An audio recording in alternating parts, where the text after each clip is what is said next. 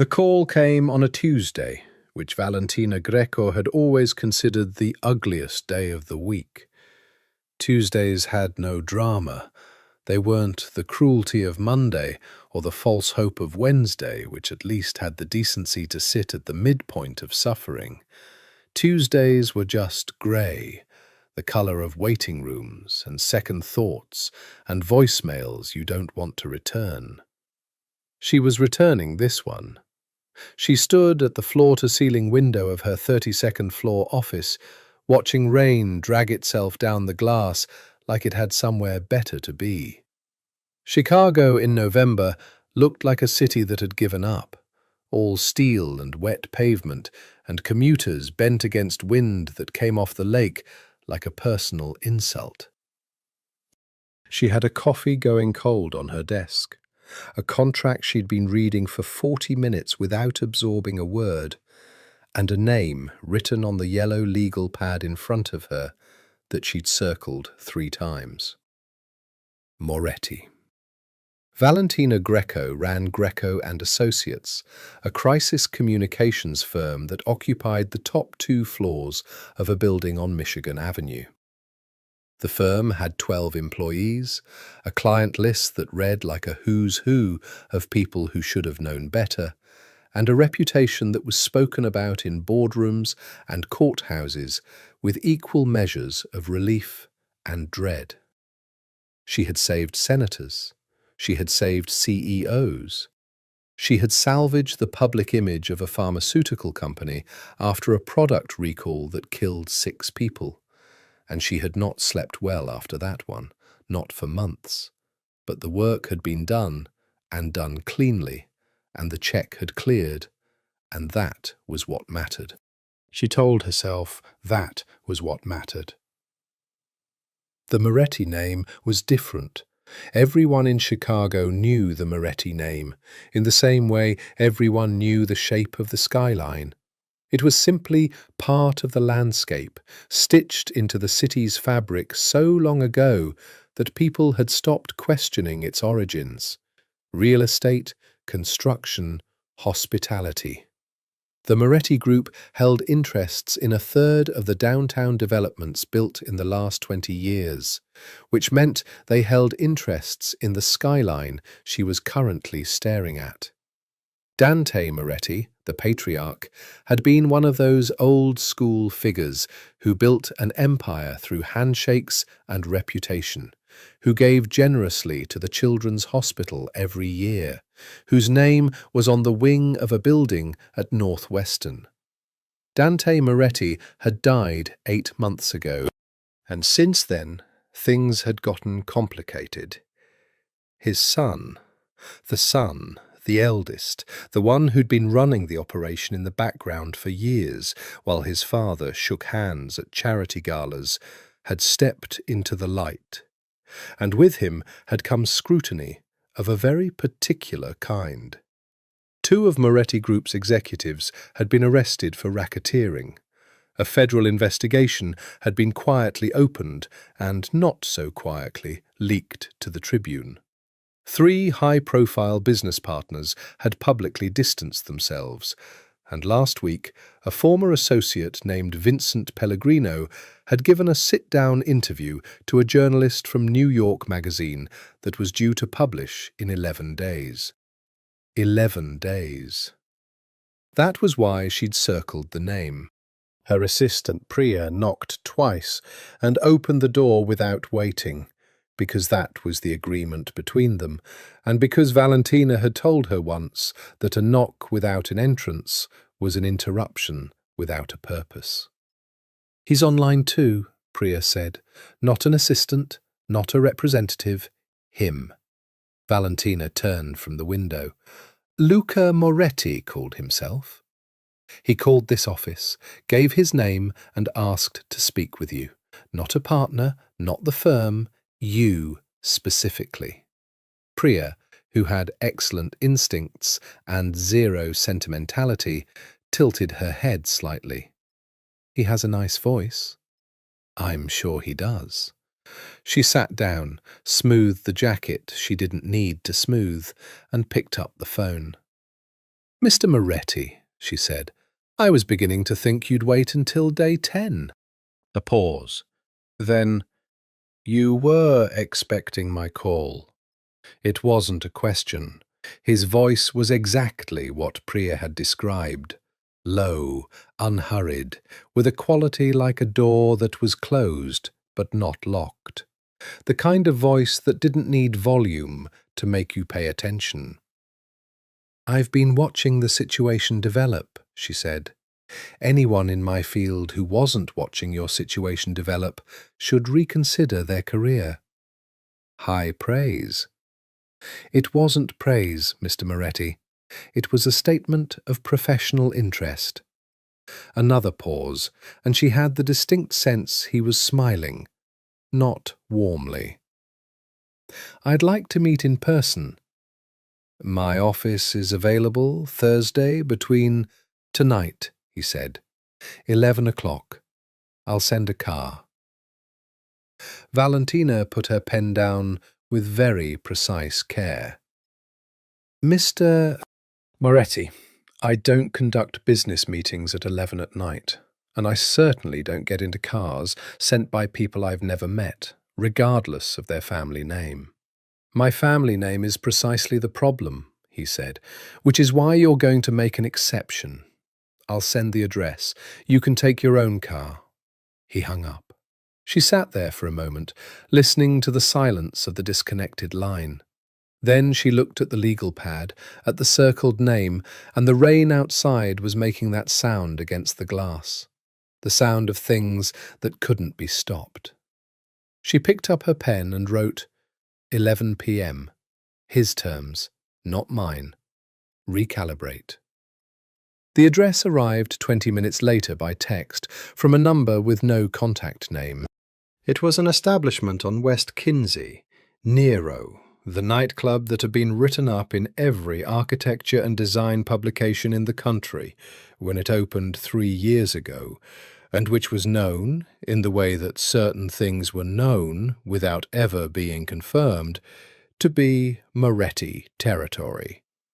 A space where business happened in the language of music and low light, and the understanding that conversations conducted there did not leave there. She told herself she was going because it was a significant contract and the situation was professionally compelling. She told herself that 3 times in the mirror before she left. Nero existed below street level, which Valentina thought was appropriate. You descended a staircase of black marble, veined with gold, past a host who looked at your face with the particular attentiveness of someone assessing threat level rather than reservation status. And then the city above ceased to exist. The room was the colour of its name. Dark walls, dark ceiling, the only light coming in amber pools from recessed fixtures that were spaced exactly far enough apart to ensure that most of the space remained in shadow. The music was there, but not overwhelming. A low pulse beneath the conversations, beneath the clink of glasses, beneath the sound of the city that couldn't reach you here. There were perhaps 60 people in the space, and the room felt full, because the architecture of intimacy wasn't about capacity, it was about arrangement. She gave her name at the second checkpoint, a velvet rope staffed by a man who was built like a very expensive wall, and was led through the main floor and up a half-flight of stairs to a mezzanine level that overlooked the club from behind dark glass. A private room, the kind that existed in establishments like this for exactly the purpose she was here for. Conversations that required the protection of elevation. He was already there. Valentina had done her research, which meant she knew the basic facts. Luca Moretti, 38 years old, degree in finance from Columbia, had spent 6 years in New York before returning to Chicago after his mother's death to work alongside his father. Known as a fixer in family circles, not the kind who got his hands dirty, but the kind whose intelligence was the actual instrument, who solved problems by understanding them before anyone else did. Photographs existed, but were limited. He avoided cameras the way certain animals avoided bright light, not from fear, she thought, but from strategy. The photographs had not fully prepared her. He was standing by the window with a glass of something dark, Scotch, she guessed, and when she entered, he turned with a deliberateness that wasn't a performance so much as a quality of his nature. The way he occupied space.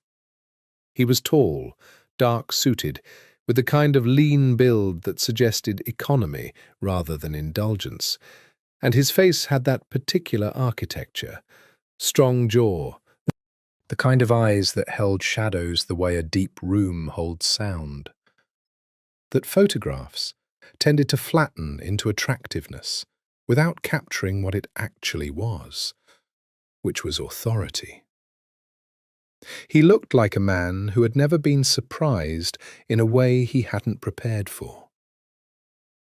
He looked her over once, not with insolence, with precision. "Ms. Greco," he said.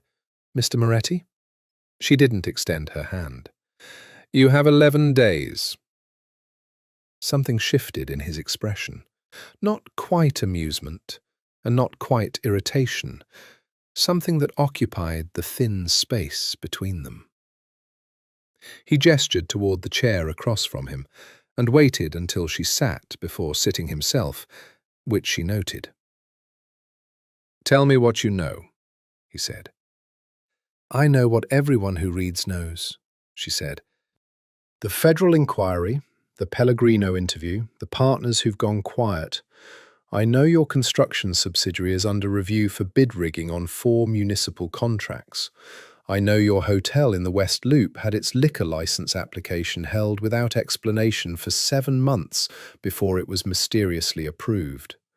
I know that Dante Moretti's obituary was beautiful and his legacy was complicated, and that you've been running the public-facing side of this family since before he died." She paused. "I know that you don't have a PR team currently because your last one resigned 6 weeks ago." He was watching her the way a chess player watches a board.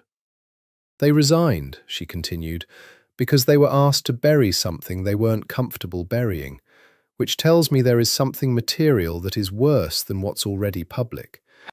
I won't be asked to bury material facts, Mr. Moretti. I'm not that kind of firm." "What kind of firm are you?" "The kind that tells the truth strategically," she said, "which is more powerful and more durable than concealment, every single time." He was quiet for a moment.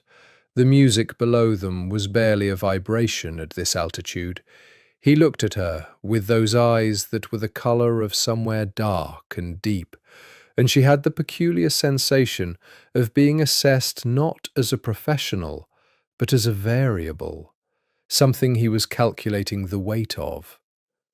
"The Pellegrino piece," he said, "contains 3 specific allegations. 2 of them are false. One of them is—" He paused, and the pause itself was information. "Partially true." "Which allegation is the partially true one?" "That's what I'm hiring you to help me determine the best way to address." Valentina looked at him steadily. "I need full access to your communications team, your legal counsel, your family, and to you. I need to understand the entire landscape before I can build a strategy. If there are things you're not willing to show me, we should end this meeting now." "I'm aware of what full access means." "Then we agree on terms?" He picked up his glass. "We agree on terms." The scotch was finished in a single unhurried motion. "There's one additional condition." "Go ahead." "You work exclusively on this account for the duration. No other clients, no divided attention. His eyes held hers. This family requires the whole of your focus. It was an unusual demand. It was also the kind that only came from someone who understood the value of what they were paying for and intended to extract every unit of it. Valentina thought of the contracts on her desk, of Priya's careful calendar, of the 11 days that were burning down like a candle. Exclusively, she repeated. That will need to be reflected in the retainer. It will be. She nodded once. Then I'll start tomorrow. She stood and he stood simultaneously, and for a moment they were both upright in that small room with the city dark outside the glass and the music below them like a pulse, and he was closer than she had been prepared for. Not intrusively, simply present in the way that certain people were present, as though the room reorganized itself around them without being asked. "Ms. Greco," he said, and his voice at close range was something different than it had been on the phone, lower, and with an edge she recognized but couldn't immediately name. "You said you won't bury material facts." "I won't." "Good," he said, and the word had a quality she couldn't pass. "Neither will I." She left the way she came, down the black marble stairs, through the amber-lit dark, back up to the city and its rain. She sat in her car for a moment before starting it, fingers on the wheel, rain on the roof, and she had the distinct and disquieting sense that something had just begun that she did not yet have the full shape of. She started the car. The Moretti residence was not what she expected, which was itself information. She had expected something architectural, the palatial lakefront estate, the kind of property that announced wealth the way wealth liked to announce itself, with gates and columns and landscape that required a team of professionals. What she found was a brownstone in Lincoln Park, deep set from the street behind an iron fence with no ostentation, the kind of building that said old money doesn't need to perform because old money had already won. Priya had set the morning meeting for 8, and Luca Moretti's front door opened before Valentina had finished climbing the steps, which meant she had been watched for at least the last half block. The woman who answered, mid-50s, dark hair pulled back, the particular brand of composure that belongs to people who have worked in complicated households for a long time, introduced herself as Elena and showed Valentina through to a room that could only be described as a study in the most serious sense of the word. Floor-to-ceiling bookshelves, a fireplace that had been used recently, a desk that was organized with the kind of precision that was not tidiness but control. Maps on one wall, actual paper maps framed, of Chicago at various points in its history, and on the desk a single open file folder and a coffee cup that was still steaming. He came in 4 minutes after her, which she suspected was intentional, establishing the space as his before entering it himself. "You're punctual," he said. "I'm always punctual," she said. "It's a professional courtesy that also functions as a power statement." He sat across from her, unhurried. He was in a dark wool sweater today rather than a suit, and it made him look almost, not warmer exactly, more present, less like a formal encounter and more like something with less structure, which was somehow more unsettling. "I've prepared an overview of the family's corporate holdings," he said, sliding a folder across the desk. "The legitimate ones. And the others? Will be discussed as they become relevant." Valentina opened the folder. "Let me tell you how I work, Mr. Moretti. The strategy I build will only be effective if it's built on the complete picture. Partial information produces partial solutions, and partial solutions eventually collapse. I've watched it happen to other firms. I won't let it happen to mine. She looked up. So when you say, as they become relevant, I need to understand whether that means you're going to release information incrementally as you decide to trust me, or whether you're concealing things you don't intend to reveal at all. He studied her. Bit of both, he said. For now. Then let's talk about what I can have now. She set the folder aside and pulled out her legal pad. Vincent Pellegrino. Start from the beginning. What followed was 2 hours of the most careful conversation Valentina had ever conducted. He was precise, measured, strategic in exactly what he offered and exactly how he offered it, and she recognized in him a professional counterpart, someone who managed information the way she did, with the understanding that language was architecture and that what you didn't say was as load-bearing as what you did. Pellegrino had been an associate of the Moretti Group for 12 years, a contractor technically, though the relationship was structured more like partnership. He had been present for decisions that the Moretti family would prefer remained private. When Dante had died and the federal inquiry had quietly begun, Pellegrino had, in Luca's words, chosen to realign his interests. He's afraid, Luca said. Of you? Of the federal investigation, and of my response to it. A pause. Not the same thing, but related. He looked at her and didn't answer, which was an answer. The 3 allegations in the Pellegrino piece, as Luca laid them out: first, that the Moretti Group had bribed a city inspector to approve a construction project in the South Loop 6 years ago. Second, that Luca personally had made threats against a business partner who had attempted to withdraw from a contract. Third, that the Moretti family had connections to organized crime structures that went beyond social and historical ties. The first allegation, he said, is false. The inspector in question received a payment, but it was made by the construction subcontractor without our knowledge or authorization. We have documentation. Good. That one is defensible. She wrote subcontractor liability, documented on her pad. The second? His jaw tightened. It was the only physical tell he'd given her in 2 hours.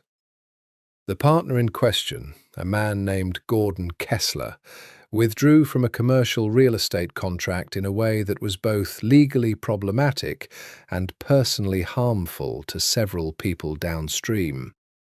I had a conversation with him about that, and the nature of the conversation was firm. Did you threaten him? I laid out consequences. Valentina set her pen down. Mr. Moretti, I need to know, in that conversation with Gordon Kessler, did you say anything that could be construed by a reasonable person or an unreasonable journalist as a threat to his physical safety or his business? He held her gaze.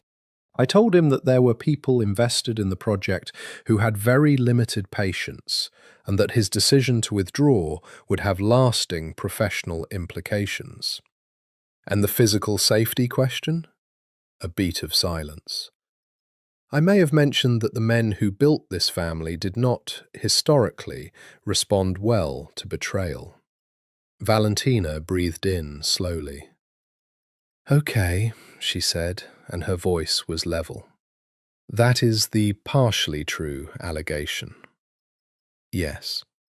And the third? The organized crime connections? He was quiet for a moment, and the fire crackled once, and the maps on the wall held their old versions of the city. That, he said, requires more context than can be given in a single morning. She looked at him across the desk. He looked back.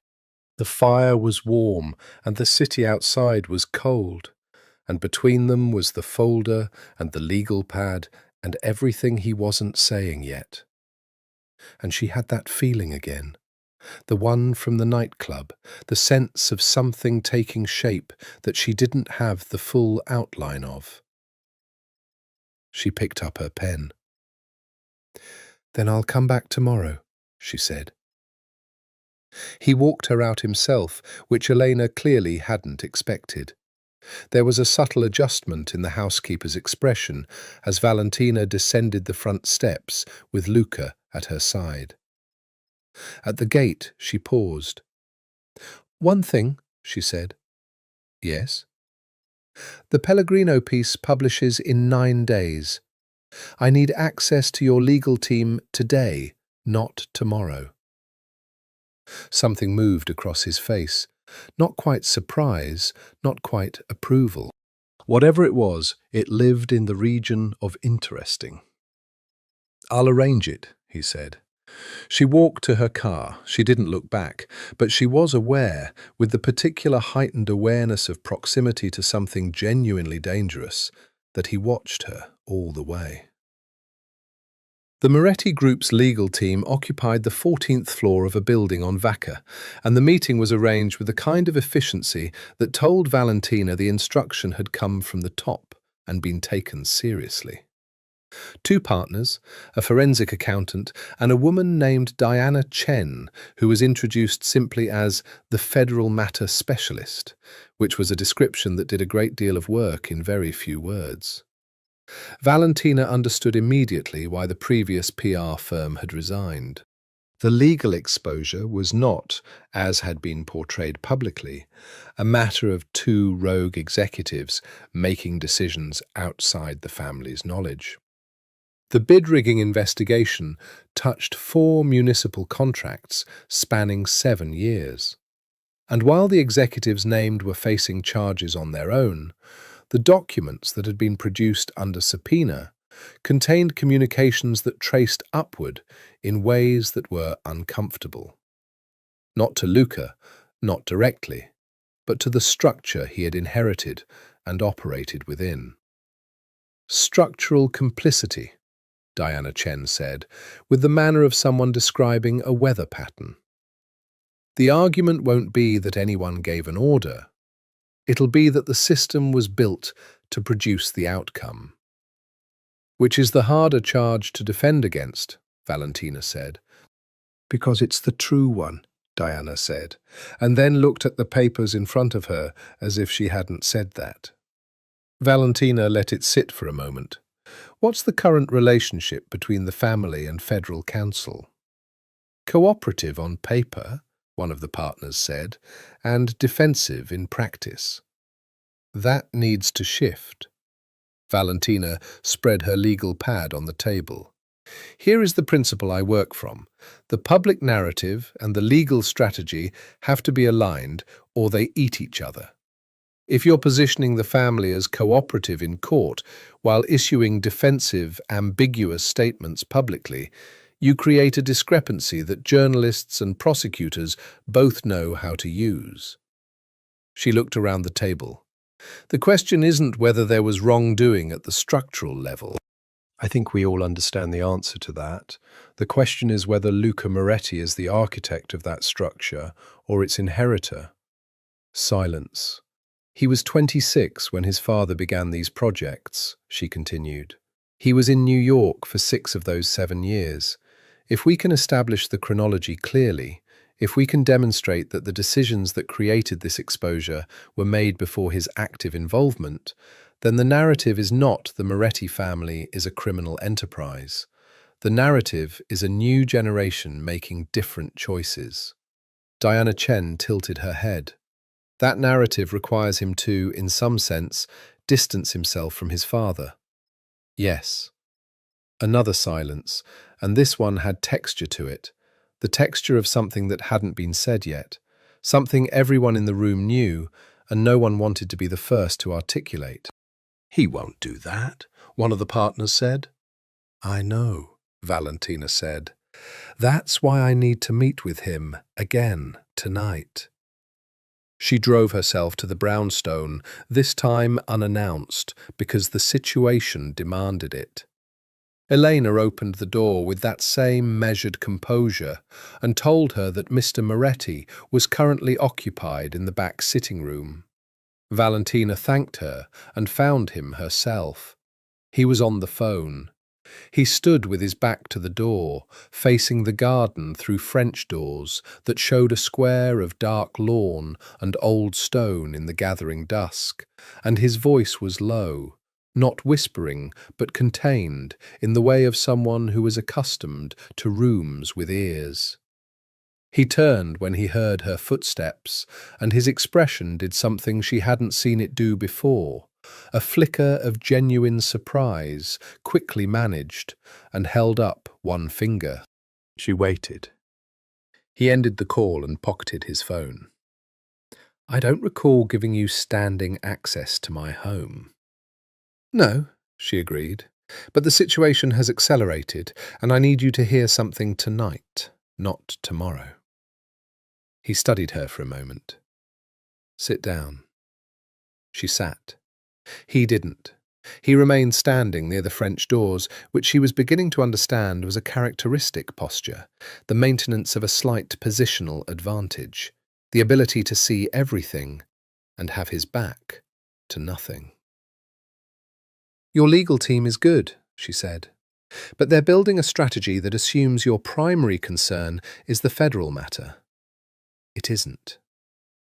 "What is my primary concern?" "The Pellegrino piece. In 8 days will reframe the public perception of this family at exactly the moment when the federal matter is most vulnerable." If the story runs as written, and I've spoken with 2 of my media contacts who have read it, it characterizes the Moretti Group not as a construction and hospitality business with some regulatory problems, but as a criminal organization with a thin, legitimate veneer. She paused. Once that frame exists in public consciousness, every subsequent piece of news is filtered through it. Every development in the federal case, every statement your lawyers make, every charity check your family writes. The frame becomes the lens, and you can never fully break it. He was very still. "To counter it," she said, "I need you to be willing to do something you are categorically opposed to." He said nothing. "I need you to draw a line between yourself and your father's methods." Not publicly disowning him, that would be dishonest, and it wouldn't land, because no one would believe it, and everyone would think less of you for attempting it. But demonstrating through concrete and verifiable actions that your management of this enterprise operates by different standards. She kept her voice even.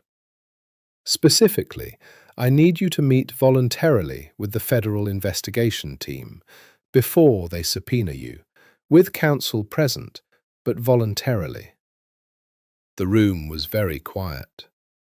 "You're asking me to walk into a federal building," he said, "and sit across from people who want to put my family in prison." "I'm asking you to control the narrative by controlling the gesture," she said. "A man who walks in voluntarily is not the same man as a man who is dragged in. The first frame is cooperation. The second is criminal." He looked at her for a long time. "My father," he said slowly, "would have called that surrender." "Your father," she said, and kept her voice careful, "built something that is now on fire. I'm trying to determine whether it can be saved. But I can't do that if you won't let me open the windows." Something happened in his expression then. Something she couldn't fully read, but that was darker than what had been there before, and deeper, and she had the sense of having touched a place that he had not expected her to touch, not this quickly, not with this accuracy. He turned to look at the garden. "Give me until tomorrow morning," he said. She gave him tonight. By the time the city had 7 days until publication, Valentina had established herself in the Brownstones' library. It was a professional decision. The logistics of going back and forth between her office and his home were consuming time the situation didn't have, and the documents she needed were here, and the people she needed to reach were more accessible when she was proximate to the center of the operation. That was the professional justification, and it was valid. She told herself it was what she told herself. The library was the most honest room in the house, she decided. The study was his working space, curated and controlled. The sitting rooms were for reception. But the library, floor-to-ceiling shelves that included everything from Dante, original, she noticed, not metaphorically, to Marcus Aurelius, to a complete collection of Jane Jacobs, to 3 separate editions of the Chicago Tribune from the year the Moretti family had first appeared in a headline. The library felt like the inside of a mind, and the mind in question was considerably more complicated than the public record suggested. She found him there at 6 in the morning on day 7, which meant he was either always this early or hadn't slept. He was reading, which surprised her. Not papers, not documents. A novel. He noticed her noticing and placed it face down. "Don't stop on my account," she said. "I wasn't stopping on your account." He set it aside. "I was finishing the chapter." She poured herself coffee from the carafe on the sideboard. Elena, bless her, kept one running from 6 in the morning and stood at the window. The garden below was frosted, each blade of grass edged white in the early light, everything still and held. "You decided," she said. "Yes." "And?" "I'll meet with federal counsel." He said it without inflection, the way someone pronounces something that has already cost them something, and the cost has been paid. "My condition is that Diana Chen runs the meeting, and the transcript is attorney-client protected." "Agreed." She turned. "When?" "I can arrange it for Thursday, after which we'll have 4 days before publication." 4 days is enough if we move simultaneously on the other components. She pulled out her legal pad. She'd been running through the strategy in her room at 4 a.m. She wasn't sleeping well either, though for reasons she was less willing to examine. After the voluntary meeting, we announce it. Not as a press release, as a statement from you, in your own words, addressed to the city. We lead with your history here, your family's history here, your investment in Chicago's future. We acknowledge directly that the Moretti Group has operated in ways that the current leadership considers due for review. We announce 3 specific governance reforms, and we announce a donation. To what? Something real, something without ambiguity. I was thinking the Youth Justice Program at Cook County, public defender training specifically. He looked at her. It has the advantage of being both genuinely impactful and strategically brilliant, she said. You're not funding a children's hospital or a university wing, things that say, I have too much money and not enough conscience. You're funding the justice system's capacity to function for people who can't afford private counsel. The subtext writes itself. You believe in the law, you believe in fair process. It's the donation of someone who understands the value of legal representation. A pause. It'll make people uncomfortable, which is exactly what we want. Discomfort produces conversation. Conversation produces coverage. Coverage reframes the narrative. He was quiet for a long moment. You're very good at this, he said. Yes. Does it ever make you uncomfortable? The manipulation of perception? Valentina considered the question with the seriousness it deserved. I prefer to think of it as the management of truth, she said. Perception is always managed, by everyone, in every interaction.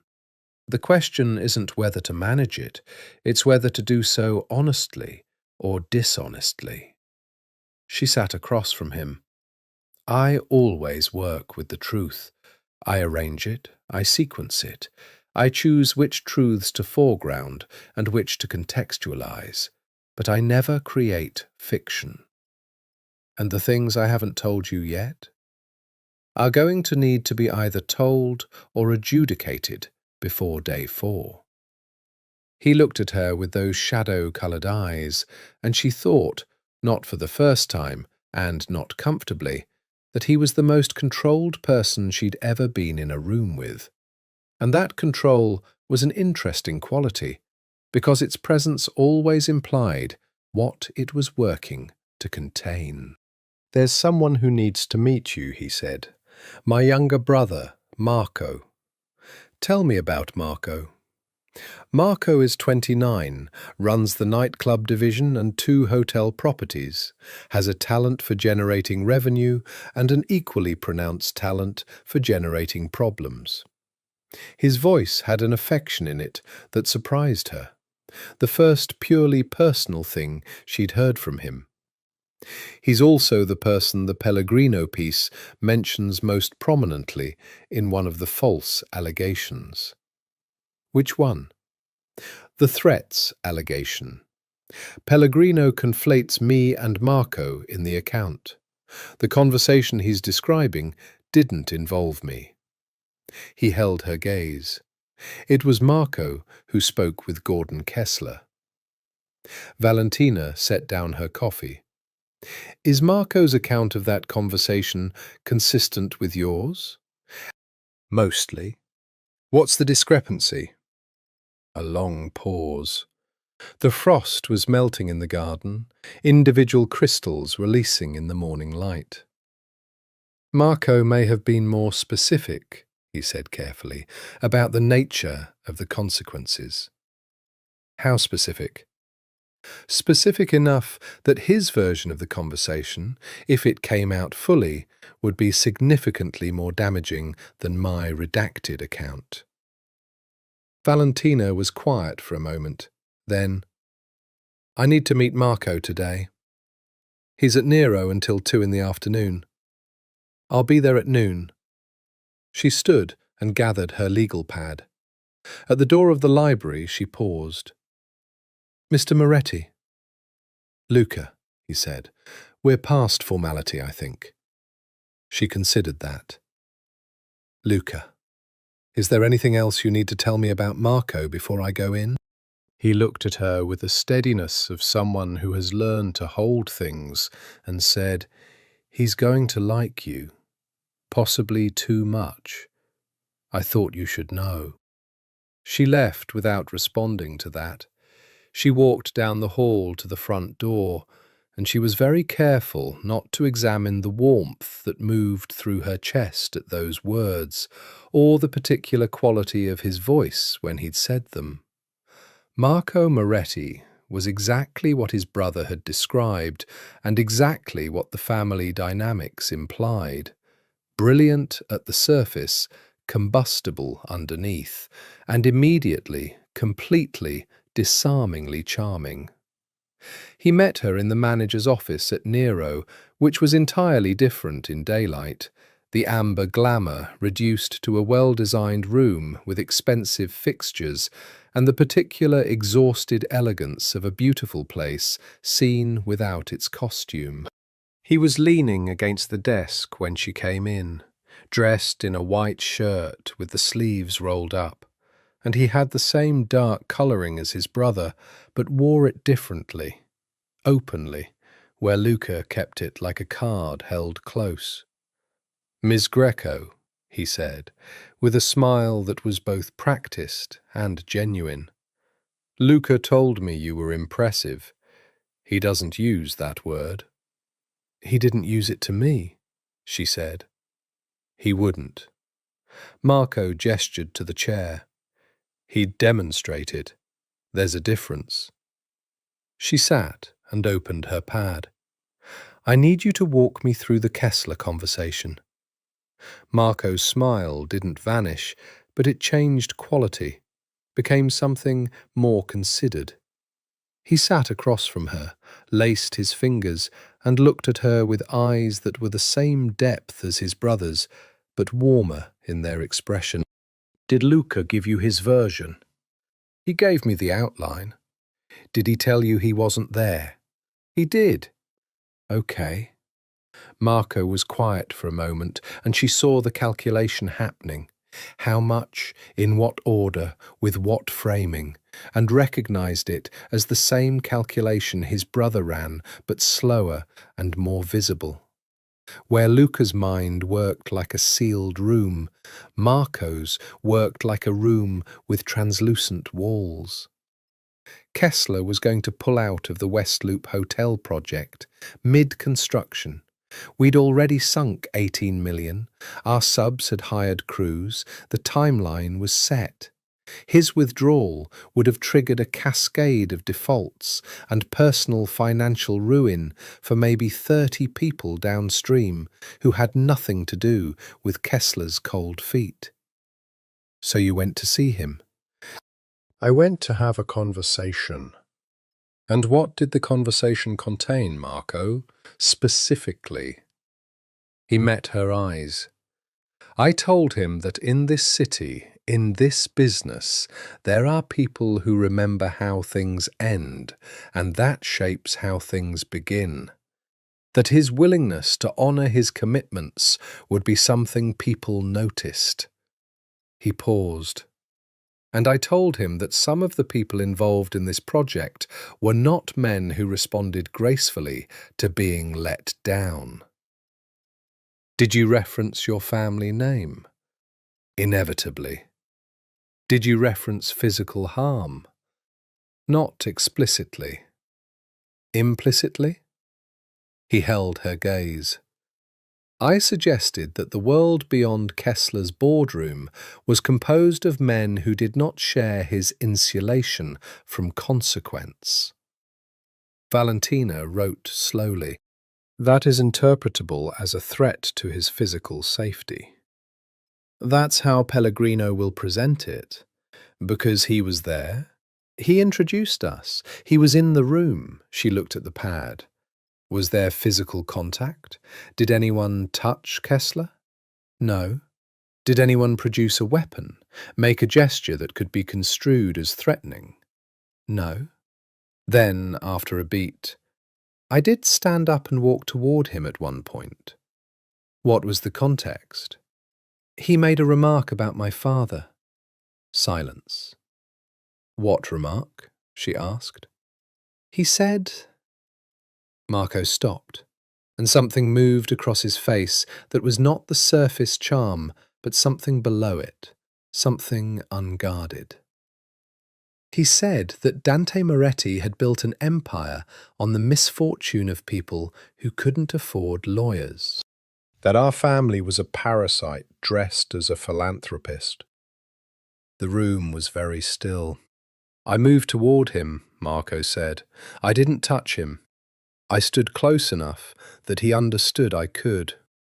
And I told him that a man who had spent 15 years taking our money, eating at our table, and benefiting from our name had a very specific kind of nerve to speak about my father in any terms at all. He looked at his hands. Then I left. Valentina was quiet for a moment. Then, Marco, is there any recording of this conversation? Either party's phone, a building security system, anything? No recording. Are you absolutely certain? He looked up. Something careful moved across his face. I'm almost certain. Almost is not a word I can work with. I'm aware. He paused. There was a phone on the desk. Kessler's. I can't say definitively whether it was recording. She wrote 3 things: Kessler's phone, check status of recording, legal, immediate. "I'm going to need you to stay available," she said. "In the next 4 days, there may be decisions that require your input and your cooperation. I need to know whether I can count on you to follow the strategy." "That depends on the strategy." "It's the strategy Luca has already agreed to, which means the answer is yes." Marco looked at her with genuine interest. "He agreed? To the federal meeting?" "Yesterday morning." A long pause. Marco leaned back, and his expression was complex, surprise layered over something that looked, very briefly, like relief. "He must trust you," Marco said. "He's trusting the strategy." "No," Marco's voice was quiet and certain. "Luca doesn't do things because of strategies. He does them because of people. The strategy is the justification. The person is the reason." Valentina didn't respond to that. She closed her legal pad with a precise motion and stood. "I'll be in touch before tonight," she said. On her way back through the empty club, past the dark bar, past the extinguished amber lights, past the architecture of intimacy stripped of its darkness, she walked carefully and thought about Marco's last words, and chose not to examine them, and examined them anyway, in the part of her mind that didn't answer to professional discipline. She walked faster. The photograph arrived on day 5, and it changed everything. Valentina was at her office. She'd gone in early to handle the firm's other clients, the ones she was technically still managing, despite Luca's exclusive access clause, because the world did not pause for the Moretti crisis. When Priya came in with the expression she wore when delivering news that required careful handling. "There's a new development," Priya said. "There always is." Valentina kept her eyes on her screen. "A source has sent a photograph to the Tribune's editor. It's not the Pellegrino piece. Different story, different journalist. The photo is of Luca Moretti at a dinner approximately 3 years ago. The other people at the table include 2 individuals who are currently under federal indictment for RICO violations, and 1 man who is named on the FBI's organized crime registry." Valentina looked up. "The source is anonymous," Priya continued. "The Tribune is verifying provenance. They haven't reached out to Moretti yet for comment, which means they haven't decided whether to run it. Their window for comment will be 24 hours from when they reach out." Valentina was already standing. "Who's the journalist?" "Sandra Park." "I know Sandra." She was pulling on her coat. "She's rigorous and she's fair, and she'll give us the full comment window. That's the good news." "And the bad news?" "If they're verifying provenance, they think it's real." Valentina called Luca from the car. He picked up on the second ring, which was unusual. She'd noticed he typically let calls develop for a moment before answering, as if processing who it was before deciding the depth of his engagement. Second ring meant he was either expecting her or the news had already reached him. "You've heard," she said. 2 minutes ago." His voice was contained. "Tell me about the dinner." A pause. "It was a real dinner. Those men were there. I was there." Context. It was a real estate conference dinner, the kind with 100 people at various tables, seated by an organizer without my input. I was seated at that table, and I sat at that table, and I spoke with those people in the way that one speaks with people at a conference dinner. That's your honest account? That's my honest account. Did you know at the time who they were? A shorter pause, which was not the same thing as a shorter answer. I knew they were in real estate and that some of their business practices were aggressive. I didn't know about the specific federal designations at that time. When did you learn? Approximately 18 months later, when the indictments were filed. And after learning? I had no further contact. Good. She pulled into a parking structure and sat in the enclosed dark. Luca, Sandra Park is going to call Priya's line within the next 12 hours for comment. When she does, I need you to agree to a brief, not a statement, a conversation. 5 minutes on the phone with me present. An interview. A contextual conversation, off the record unless I agree otherwise. Silence. You want me to talk to the press, he said, and the way he said it made clear exactly how he felt about the press. I want you to be a human being to a journalist who is trying to do her job responsibly, and I want to give her enough context to make the choice to either not run it or to run it on terms we can live with.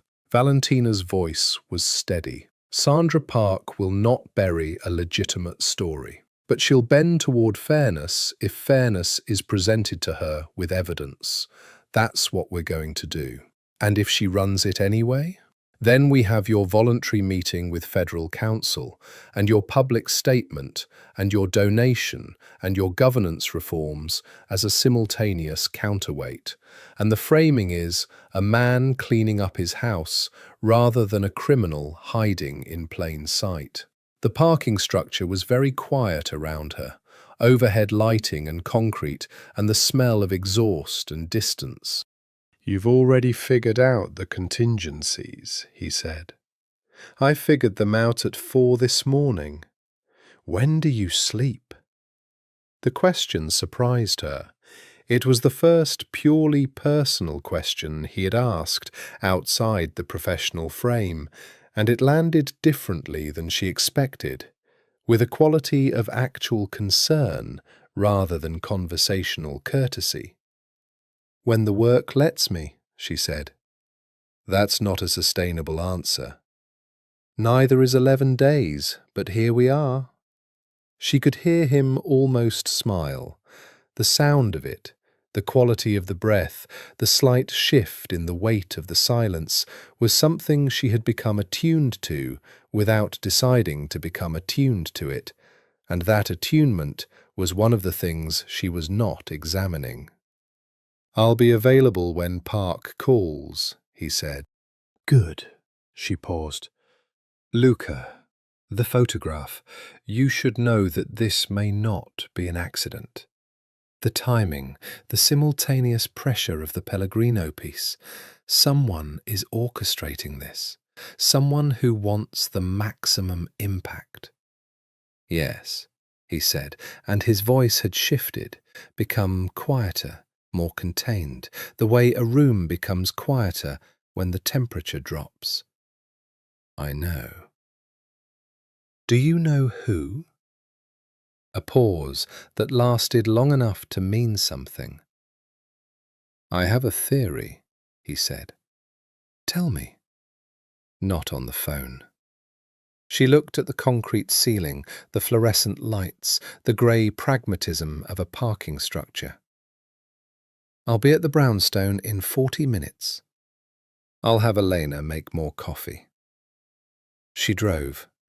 The city moved past her windows in its usual arrangement of indifference and beauty, and she thought about the photograph, and the timing, and the orchestration, and the voice on the phone that had asked, "When do you sleep?"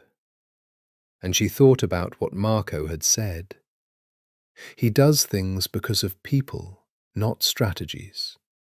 And she turned up the radio and drove faster. His name was Pietro Cavallo, and Valentina had never heard of him. He's not the kind of person who generates a public record, Luca said. They were in the library again, evening now, the frost back in the garden. He stood at the window the way he always stood, seeing everything back to nothing. And she sat with her legal pad, and no one had turned on the main lights, only the lamp on the side table, which meant the room was in a quality of amber that was both intimate and very slightly unnerving. "Walk me through it," she said. Pietro Cavallo was, by Luca's account, the operational equivalent of himself, but in service of a rival interest. Not a rival family in the traditional sense. The landscape of organized influence in Chicago was more nuanced than the movies suggested, but a man who had spent 20 years building a position in the city's institutional infrastructure. City contracts, municipal boards, the quiet machinery of permits and approvals, and the people who signed them. "When my father was alive," Luca said, "there was an understanding, not formalized, not documented, but understood by both sides. Certain territories, certain interests remained distinct. The understanding held because both parties benefited from its holding." "And when your father died?" Cavallo decided the understanding died with him. So the federal investigation was not unprompted. Luca turned from the window. "Cavallo has relationships with 2 federal prosecutors. Not corrupt relationships, don't misread me. He provides information. He has for years. He provided information about the Moretti Group's operations selectively, in a way that was accurate but framed to look like more than it was." Valentina was quiet. Then, "And the Pellegrino piece?" "Pellegrino had been trying to sell that story for 2 years. No one would touch it.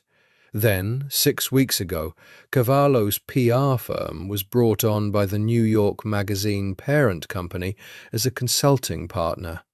He said this without drama, which made it more dramatic. "That's the connection." "One of them." He sat across from her. The photograph that arrived at the Tribune today, the dinner photograph, was taken by a photographer hired by the conference organizer. That organizer is a non-profit foundation. The foundation's largest donor for the last 3 years is a holding company called Meridian Asset Partners. And Meridian is Cavallo's. Valentina sat with this for a moment. "This is a coordinated campaign." "Yes." "Luca," she put the pen down, "if this is documented, if the connections between Cavallo and the federal inquiry and the Pellegrino piece and the photograph can be established, this is a completely different story than the one we've been building a defense against. This is a story about the weaponization of media and federal investigation by a private interest." Something moved in his eyes. "Which is why I've been documenting it." She stared at him. "For 11 months, he said. She picked up her pen again, put it down again. "Why didn't you lead with this?"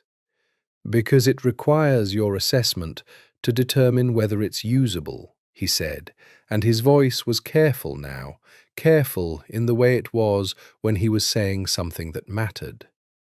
"I've been inside this for too long to see it clearly.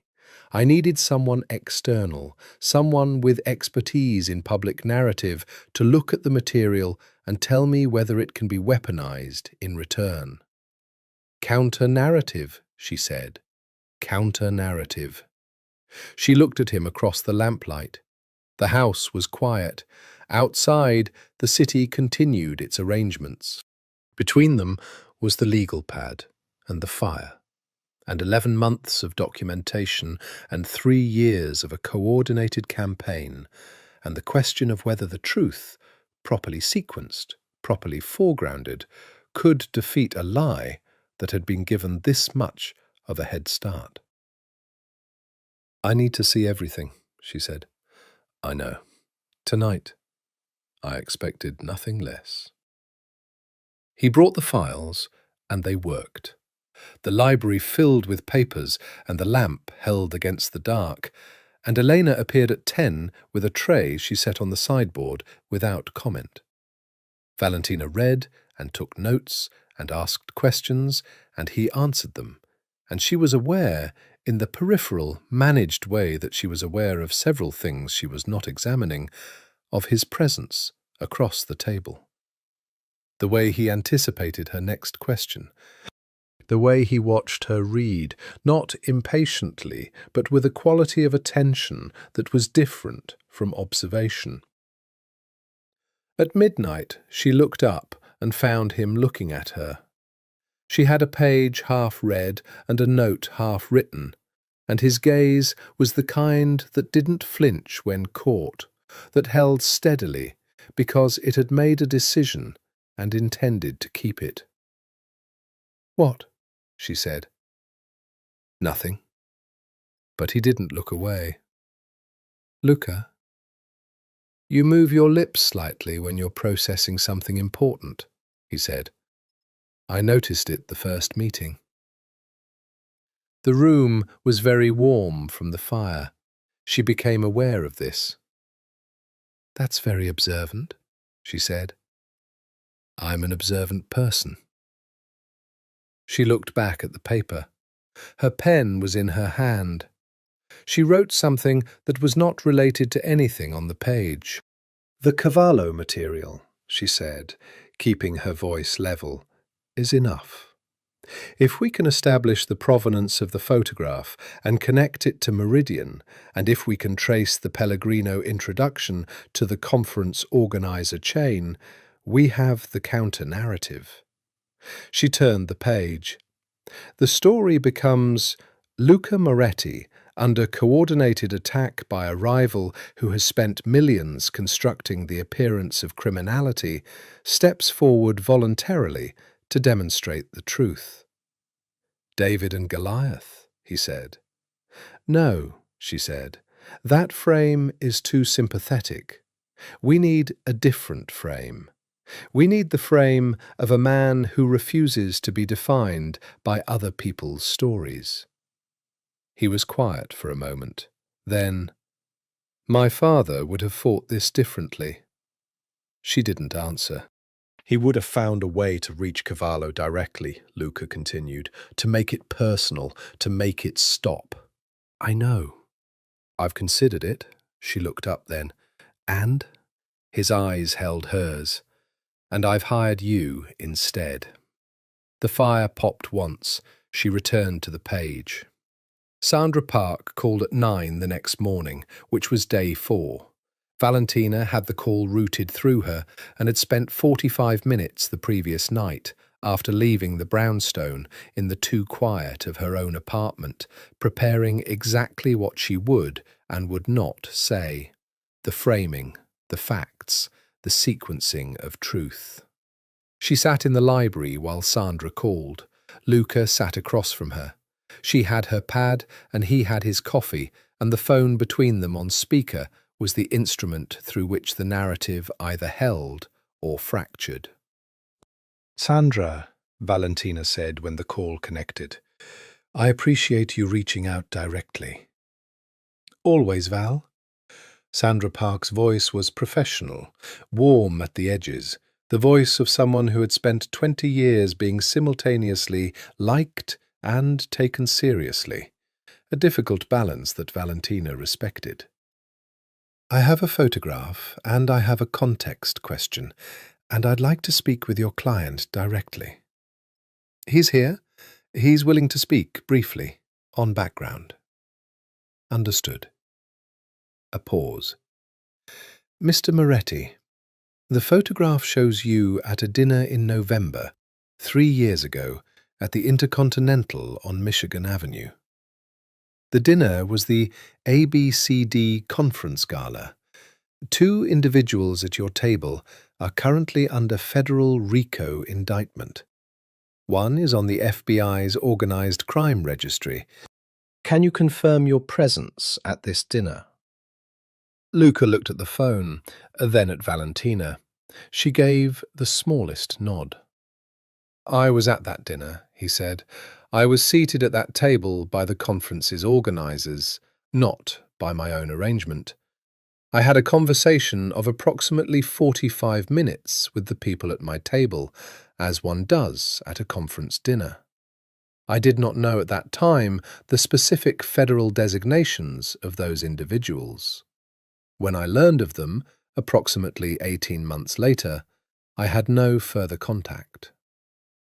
Are you saying you had no prior knowledge of their activities? I knew they were in real estate.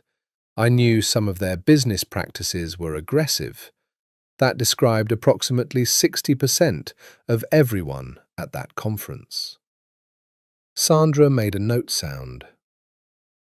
Mr. Moretti, are you aware that this photograph was sent to us by an anonymous source, and that the photograph was taken by a conference photographer contracted by an organization called Chicago Built Forward? I'm aware of Chicago Built Forward. Then you're aware that its largest donor is Meridian Asset Partners. Valentina watched Luca's face. He was perfect, still, attentive, giving nothing away.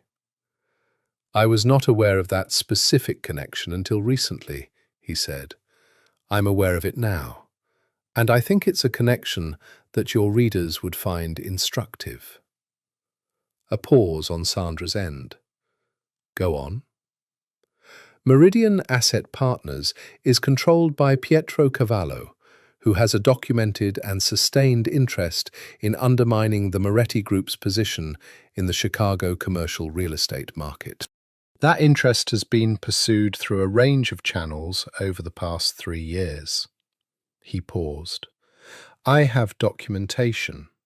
I'm prepared to share it with you, off the record, for context, not to suppress the photograph story, but because I believe you are a professional who deserves complete information before making editorial decisions.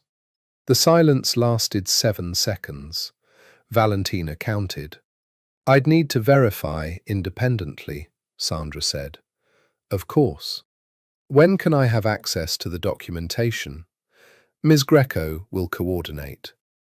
Val, Sandra said. This is... I know, Valentina said. Yes. After the call, Luca looked at her across the table. She's going to pivot the story. She's going to investigate both stories, Valentina said, which is exactly what we want. Her story is now bigger than the photograph. It's about Cavallo. She paused. We bought 3 days minimum, maybe more. And the Pellegrino piece? Still publishes in 4 days. She closed her pad. But Cavallo's fingerprints will be on the context by then. Luca was quiet. Then, you turned an attack into an offence. The truth has an offensive quality when it's deployed correctly. She stood. I need to brief your legal team. The Cavallo documentation needs to be reviewed before I give it to Sandra. She was at the door when he said her name. Not Ms. Greco. Her first name, Valentina, spoken in his voice, in that low particular register that occupied its own frequency. She stopped, turned. He was looking at her with that expression, the one she couldn't fully pass, the one that lived between calculation and something rawer than calculation. Thank you, he said. It was the first time he'd said it, 2 words delivered with a precision and weight that made them sound like something longer. She nodded once and walked down the hall, and the 2 words followed her all the way to the front door and through the cold air outside and into the car, where she sat for a moment before she could focus well enough to drive. On day 3, a complication arrived in the form of an invitation. The Moretti Family Foundation's annual gala, planned before any of this had begun, before Dante's death had cracked the surface that had already been cracking, was scheduled for Friday night. 4 days from when Valentina had begun, 3 days before the Pellegrino piece.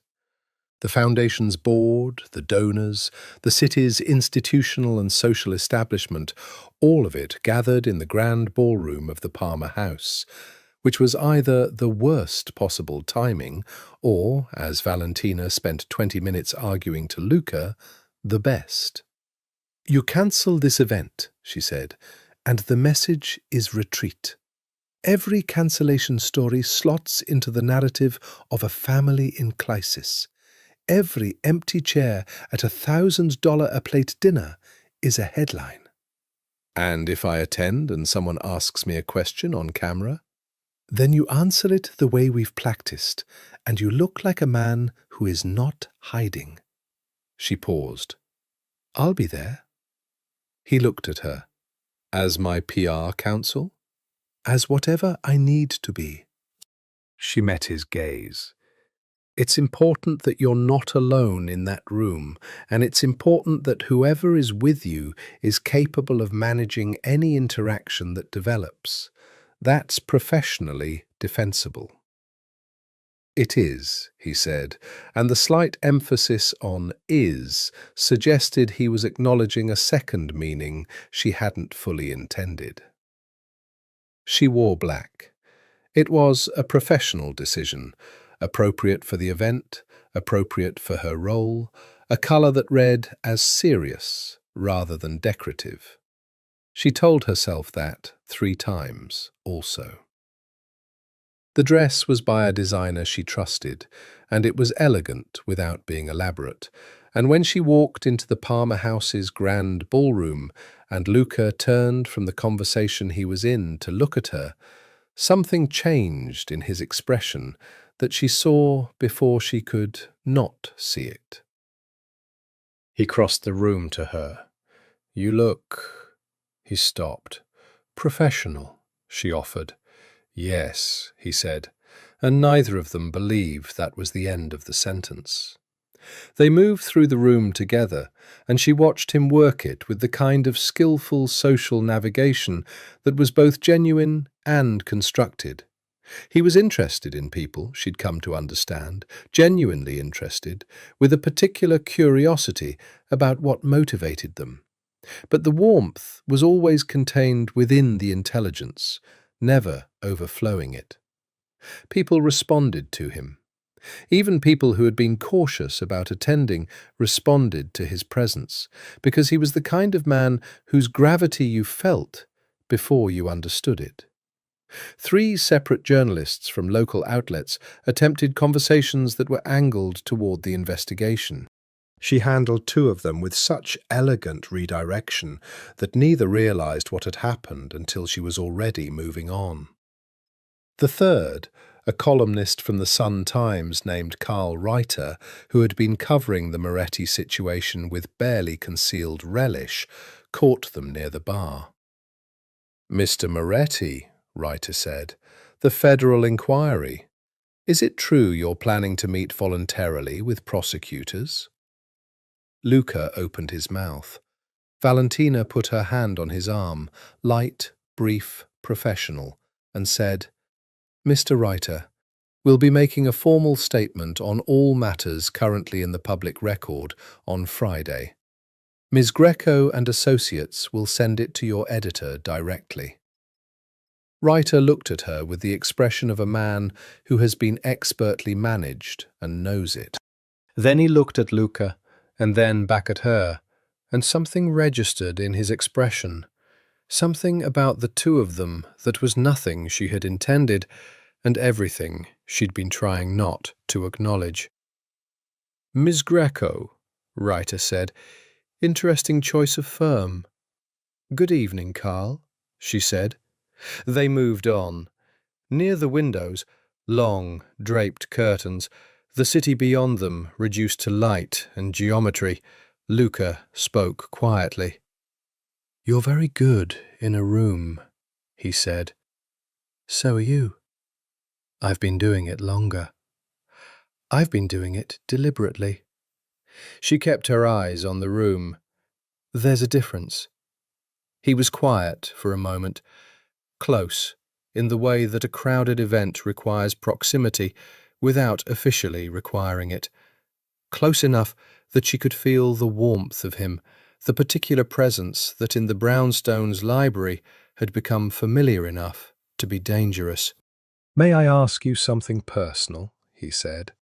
You can ask. Why crisis management, of all the fields? She was quiet for a moment. I grew up in a family that had crises, she said, and the evenness of her voice cost her something. Not this kind. Quieter kinds. The kind where the problem was never named and therefore never solved, and watching a named problem go unsolved because everyone was too afraid to name it made me understand that the naming was the thing, the actual thing. She felt him looking at her, not with the chess player's assessment, with something different. The naming, he said. Yes. And what do you name this, he said. And she wasn't certain what this referred to, and the uncertainty was its own kind of answer. This, she said carefully, is a professional engagement with several days remaining. Yes, he said, that's one name for it. She excused herself before she could respond to that, moved toward the bar with the intention of ordering water, and stood with her back to him for approximately 40 seconds before she could reconstruct her professional composure. This was becoming a problem. She found the recording on day 2, not through Sandra Park's investigation, not through the legal team, not through any of the channels she'd been building. She found it because she asked Marco, directly and without warning, whether Kessler's phone had been examined, and Marco said, "I don't know," in a way that meant, "I think so, but I'm afraid to say yes."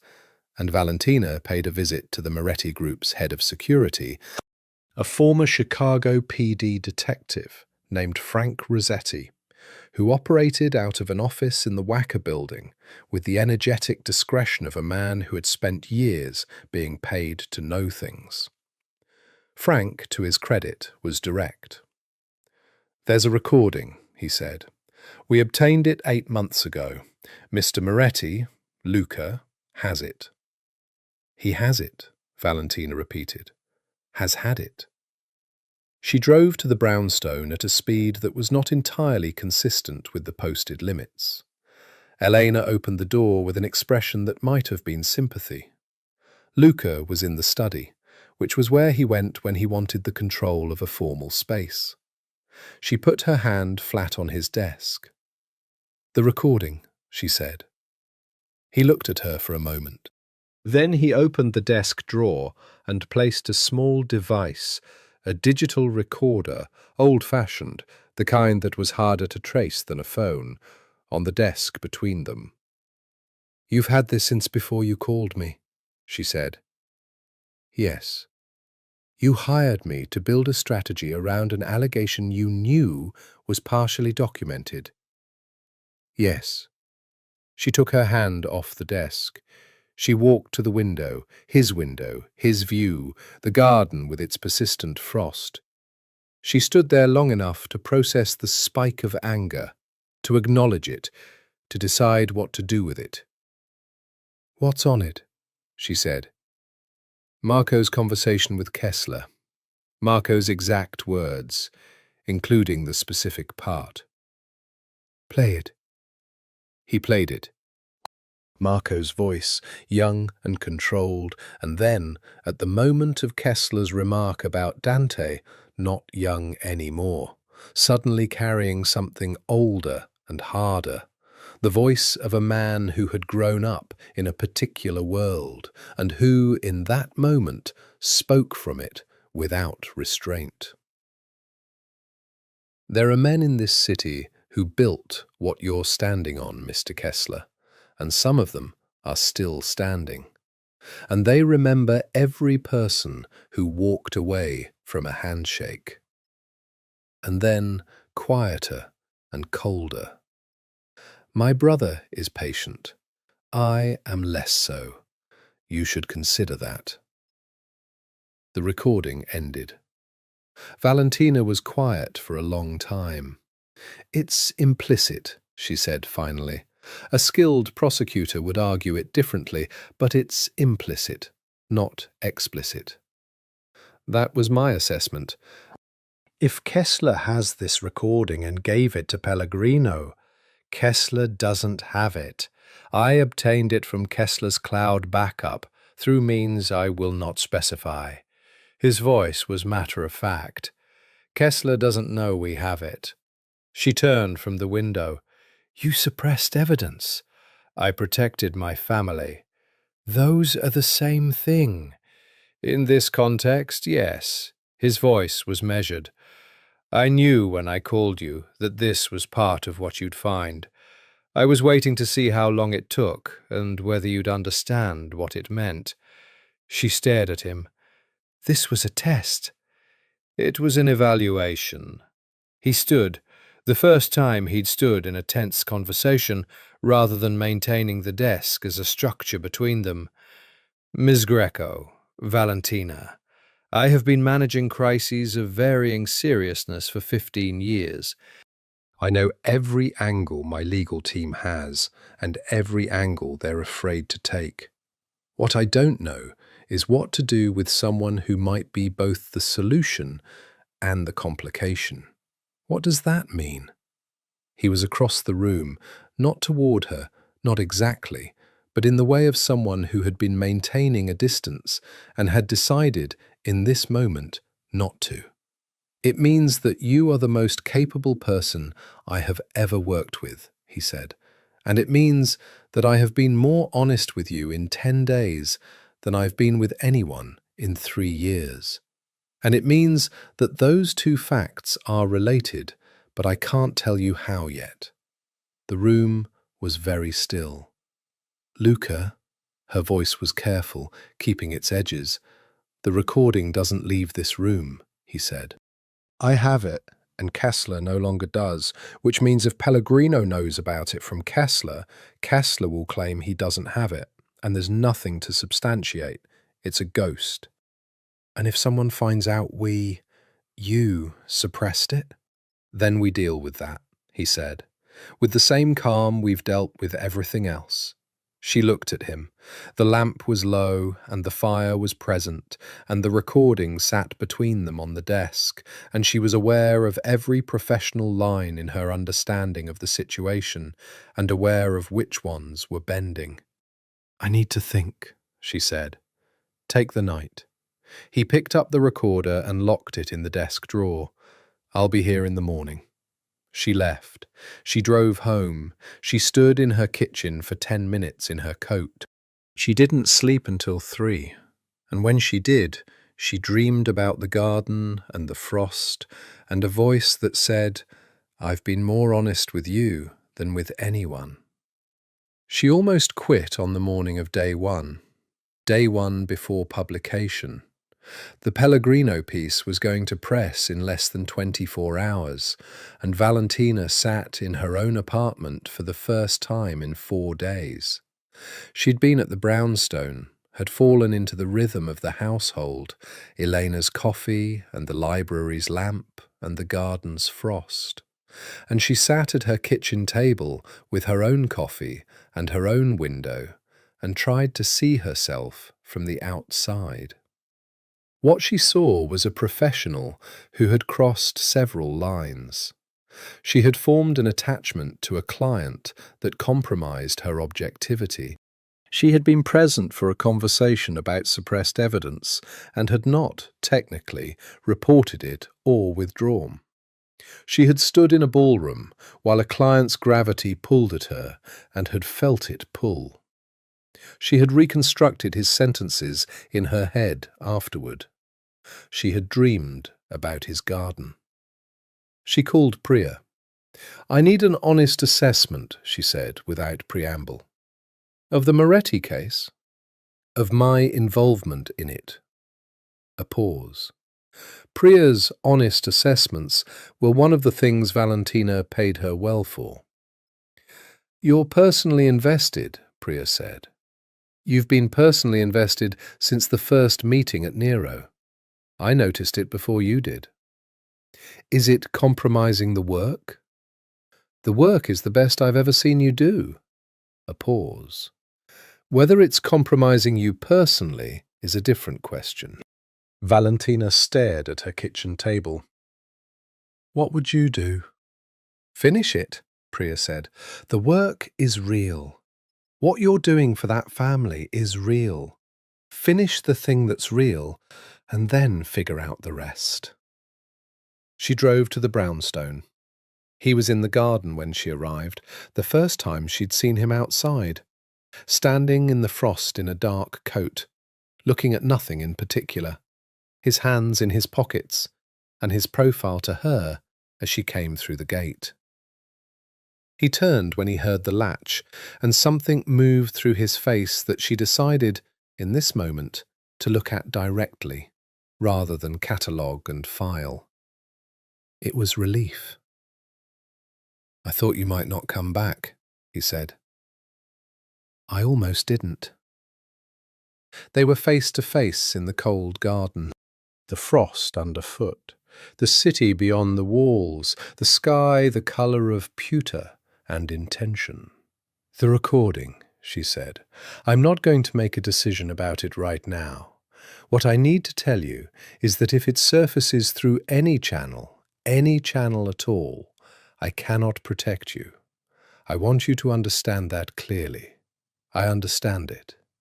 And if it surfaces because of a decision you made about how to handle it, it won't. How can you be certain? Because I'm very certain that Kessler's access to his backup has been thoroughly curtailed," he said, and the way he said it was the way he said everything that lived in the shadow territory of his world, matter of fact, unhurried, with the implication that the mechanics were not something she was meant to know, and was not being shielded from knowing so much as being professionally spared. She breathed in the cold air. "The federal meeting is this afternoon, 11 o'clock. Your statement goes out at 3, coordinated with my briefing to Sandra Park on the Cavallo documentation." She pulled out her phone, pulled up the statement she'd spent the night refining after she'd managed to sleep. "I need you to read this." He read it. Standing in the garden, breath visible in the November cold, he read it twice. She watched his face move through it. The careful expressions of someone assessing language, weighing implications, testing the fit of words against intention.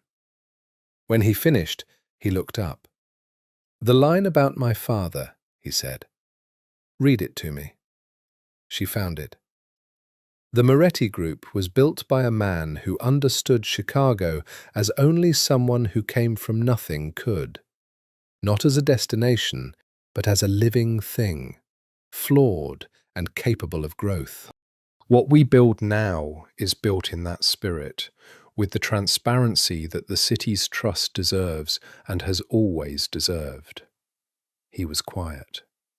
"It honors him," she said, "without defending the indefensible. It acknowledges the shadow without denying the light." She paused. "It's the truest thing in the statement." "Who wrote it?" "I did, at 2 in the morning." He looked at her across the frosted garden, and she knew, she had known since before she admitted knowing, what his expression meant. It was the expression of a man who had been alone in his understanding of something important for a long time, and who had found, unexpectedly and inconveniently, another person who understood it without having to be told. "Valentina," he said. "Don't," she said, because she knew what came next, and she was not ready for it to be named in a garden on the last day before a crisis resolved or didn't. "Not today. Let's finish today first." He held her gaze, nodded once. "Today first," he said. Diana Chen met them in the lobby of the Federal Building on South Dearborn at 10:45, accompanied by 2 partners, a junior associate whose role appeared to be the carrying of documents, and an expression of compressed tension that Valentina recognized as professionalism successfully restraining anxiety. "You ready?" Diana said to Luca. "Yes," he said.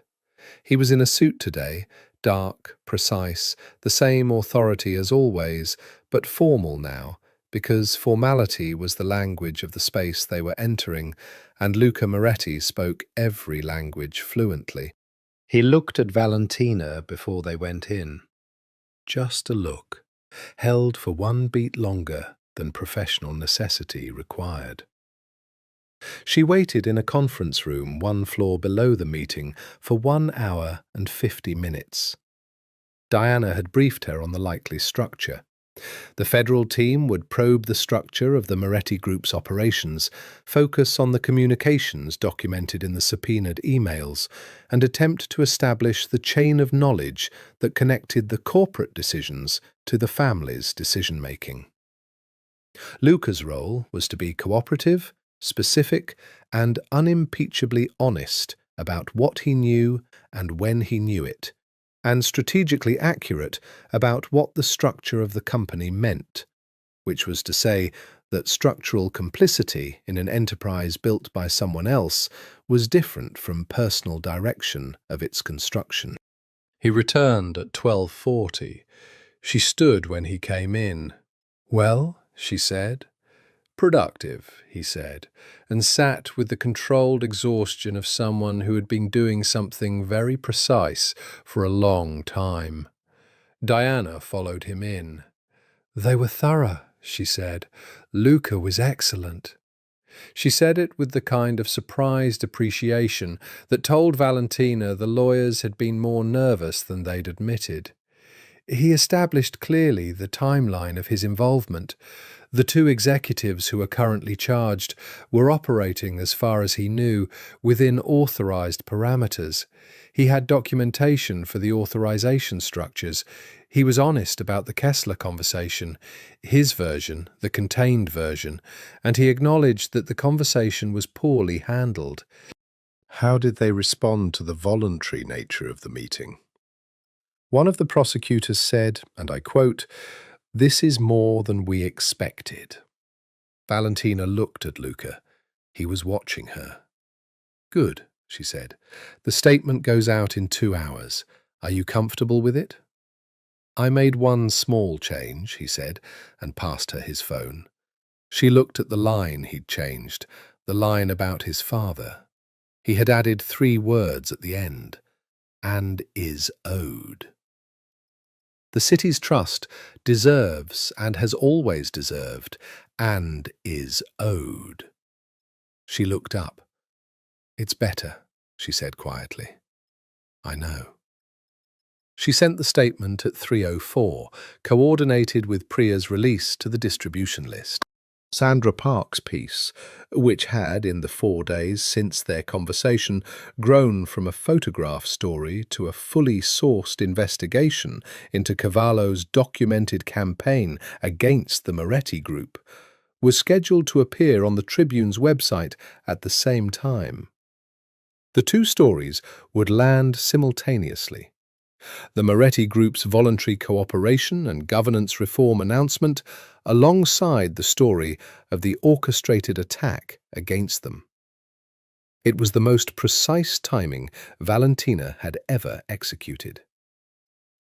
She sat in the car outside the federal building and watched her phone as the news cycle began to turn.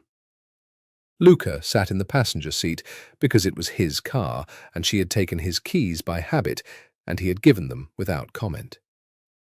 They watched the phone together. The first pickup was Crane Chicago Business. Then the Tribune piece went live. Then the AP. Then, in a cascade that followed the logic of the algorithm, every political and business publication in the city. "Moretti Group announces voluntary cooperation, reform agenda," she read. "That's the Crane's headline." "Better than I expected," he said. "Tribune investigation reveals coordinated campaign against Moretti Group," she read. "That's Sandra's headline." The silence in the car was a different kind of silence than the ones before it. Warmer, less structured, not full of what hadn't been said, but rather holding the space that had been made by saying it. "You did it," he said. "We did it." "No." He turned to look at her. "You understood what was real. You built the strategy around what was real. Anyone else?" He stopped because he didn't finish sentences that couldn't be finished in one direction. She looked at him. He looked at her.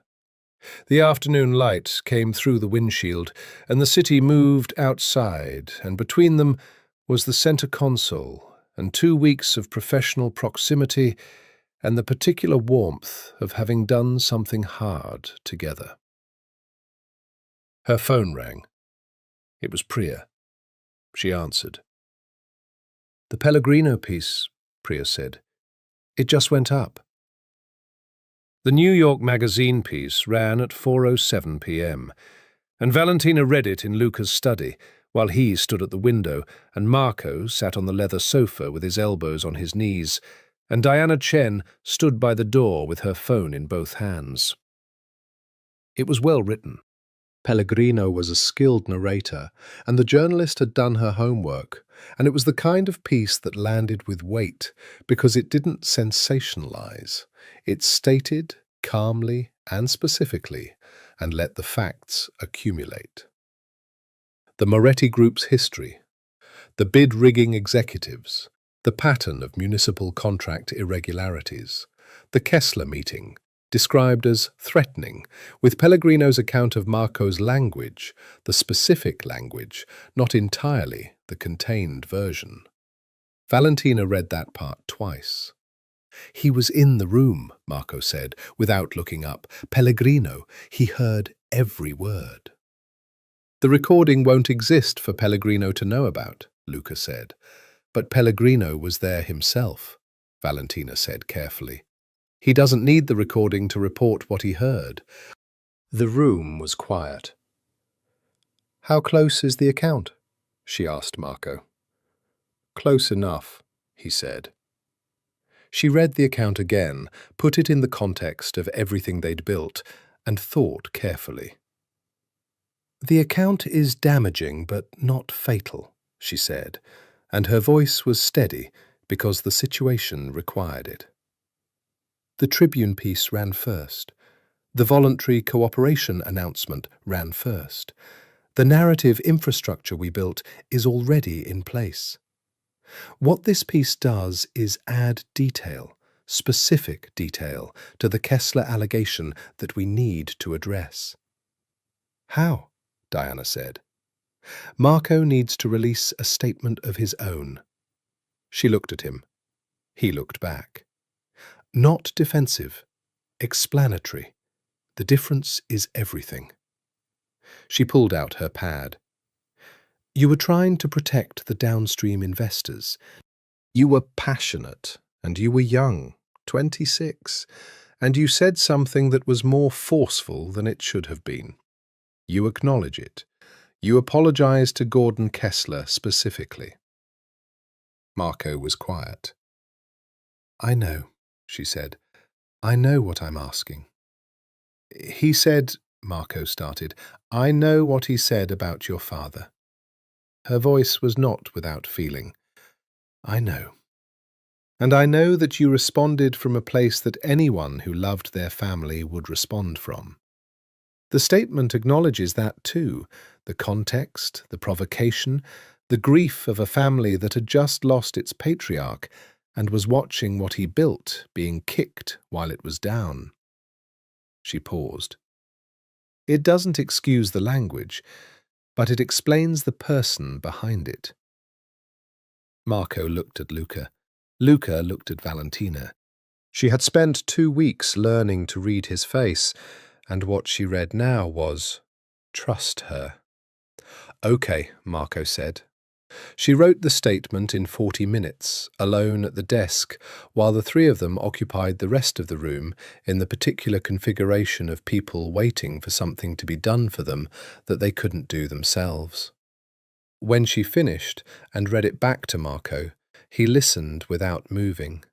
When she reached the line, "I spoke about my father's legacy with a ferocity that exceeded what the moment warranted, and I regret it," she heard him exhale.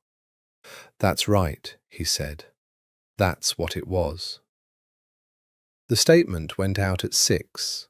By 7, 3 outlets had already cited it as evidence of the new Moretti culture of accountability that the afternoon's earlier releases had established. The framing held. By 8:30, Valentina was alone in the study. She sat at the desk where she had written 4 statements, dozens of briefing notes, 2 full counter-narratives, and 1 very precise sequence of truths. And she put her head in her hands and let herself feel it. The exhaustion, the relief, the complicated satisfaction of having built something that held. She was still sitting like that when the door opened. "Everyone's gone," Luca said. "I know."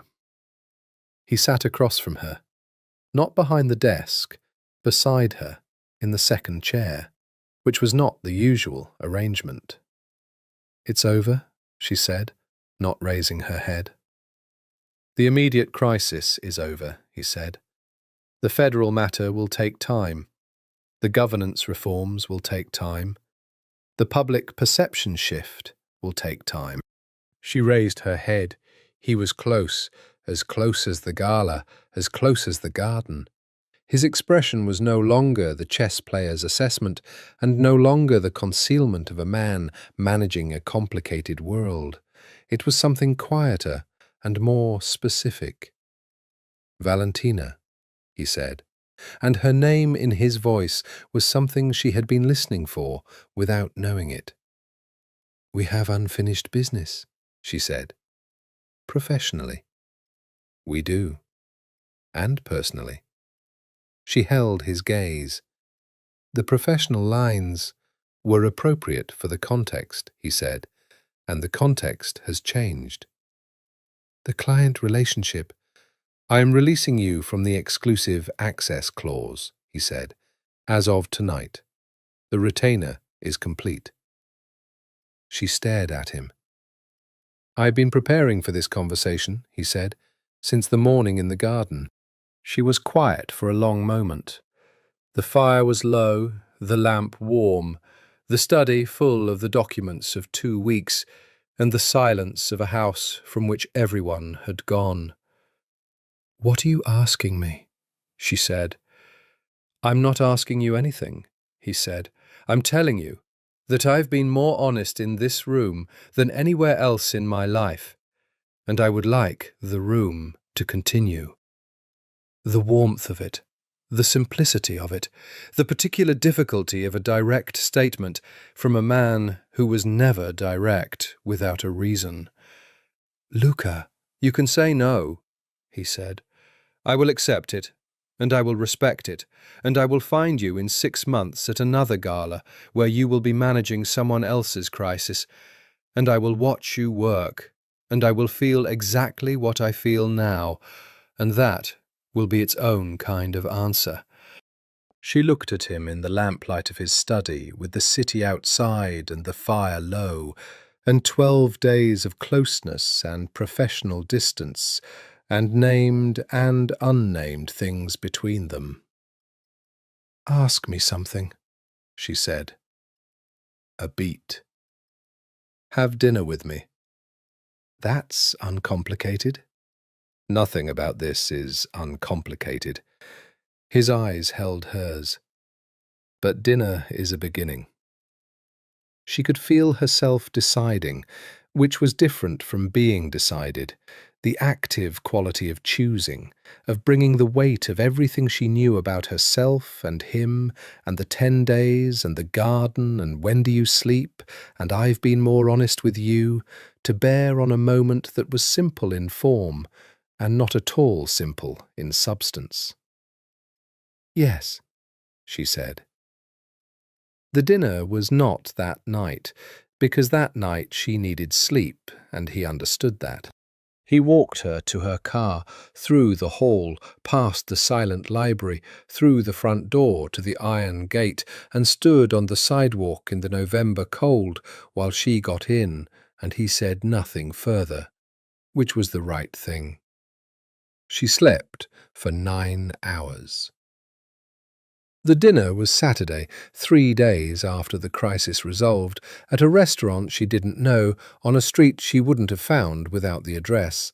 Small, Italian, the kind of place that existed in defiance of discovery, that required being brought to it by someone who understood what it was.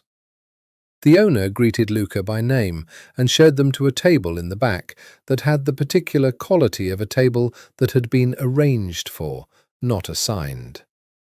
She had worn something different. Not the black dress from the gala, something warmer, the colour of amber or old wood, and when he stood as she reached the table, his expression was the same one she'd seen in the brownstone library when she'd come in at 6 in the morning and he'd been reading, as if she was a variable that continued to surprise him. "You actually look different when you're not working," he said. "You're still working," she said. "You're assessing the room." "I can do 2 things." She sat, and he sat, and the restaurant moved around them in its unhurried Italian way, and she felt, without entirely meaning to, the physical reality of having spent 2 weeks at close quarters with a person in high-intensity circumstances, and then arriving in a low-intensity circumstance, and discovering that everything that had been accumulating under pressure was still there, still present, only now with space around it. "Tell me something I don't know," she said. "About what?" "About you. Not the family, not the business. You." He considered this with the same deliberate quality he brought to everything.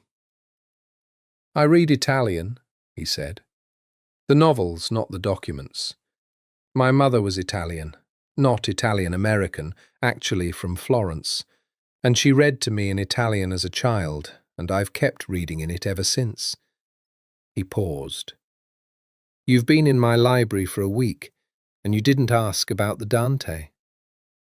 "I noticed it," she said. "I thought it would be rude to assume." "That's more consideration than most people give." "What else?" He looked at her.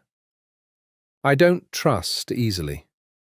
When I do trust, I trust completely, which is why I don't do it easily.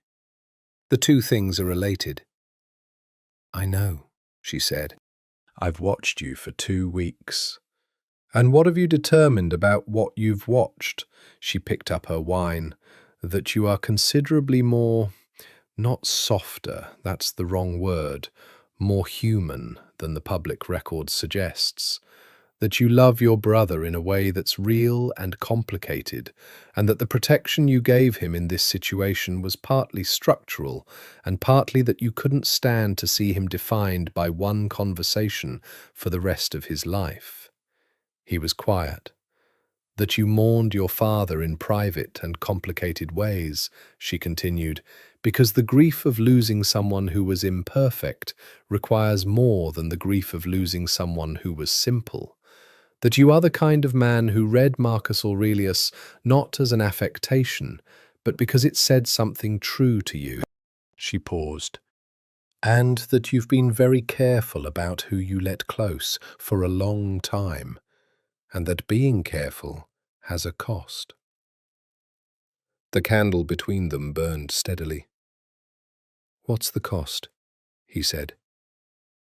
"The same cost it always has," she said. "You become very good at being alone." Something moved across his face, real and not managed.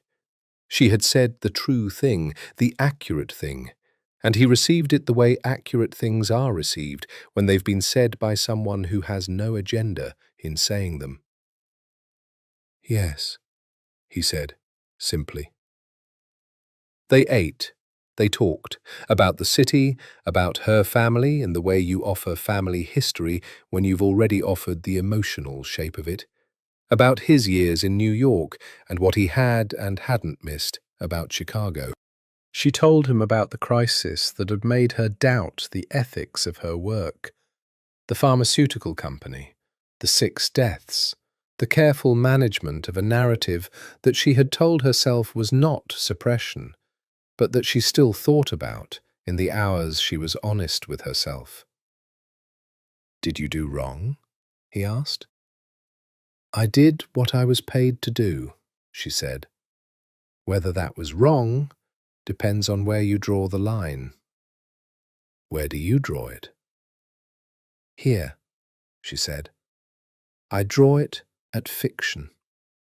I draw it at covering material harm. I draw it at stories that exist to protect the powerful at the expense of the vulnerable." She paused. "With your family, you think we're worth protecting," he said. "I think the truth is more interesting than the narrative that was being constructed about you," she said.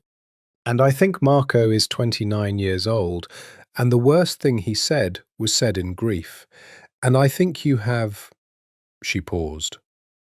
"I think you're the inheritor of something complicated, and you're trying to do something better with it, and that effort is real." He looked at her across the candlelit table. "I want to do something better with it," he said. "I've wanted to for a long time. The problem is that the past doesn't end when you decide to leave it." "No," she agreed. "It doesn't." He reached across the table and touched her hand, not taking it, just touching it, the back of his fingers against the back of hers, brief and specific and entirely intentional. "Thank you for coming back," he said, "on the morning you almost didn't." She looked at him. "How did you know I almost didn't?" "Because I know you," he said, "in the particular way you know someone you've been in a crisis with, which is faster than any other kind of knowing." She turned her hand, and his fingers laced through hers, and the candle was steady, and the restaurant was warm, and the city outside was the same city it always was, complicated and beautiful and indifferent, and at the table in the back they held that new and fragile thing with appropriate care. It came on Monday morning, and it came to her phone. She was at her desk, back in her office, back in the proper furniture of her professional life, re-establishing the boundaries the last 2 weeks had worn thin, when an unknown number called, and the man on the other end introduced himself with a pleasantness that was itself an implicit threat. "Miss Greco," said Pietro Cavallo, "I thought we should speak." She kept her voice entirely level. "Mr. Cavallo, I'm familiar with your name." "I imagine you are." A pause that felt rehearsed. "You did impressive work for the Moretti family. I'd like to discuss your availability for future engagements." She was quiet for a moment. "I don't believe I'm available for your kind of engagement." "My kind?" His voice smiled. "I run legitimate businesses, Miss Greco. Property management, municipal consulting, foundation work. Much like the Morettis, in fact. I think you'd find the professional parallels interesting." "I find them extremely clear," she said, "but the answer is no." "You might reconsider," he said, "when you know that the materials I have on the Moretti family extend considerably beyond what was shared with the federal investigation or the Tribune's Sandra Park. There are elements that I chose not to deploy in this round." The word round was deliberate. She heard it and let it be heard.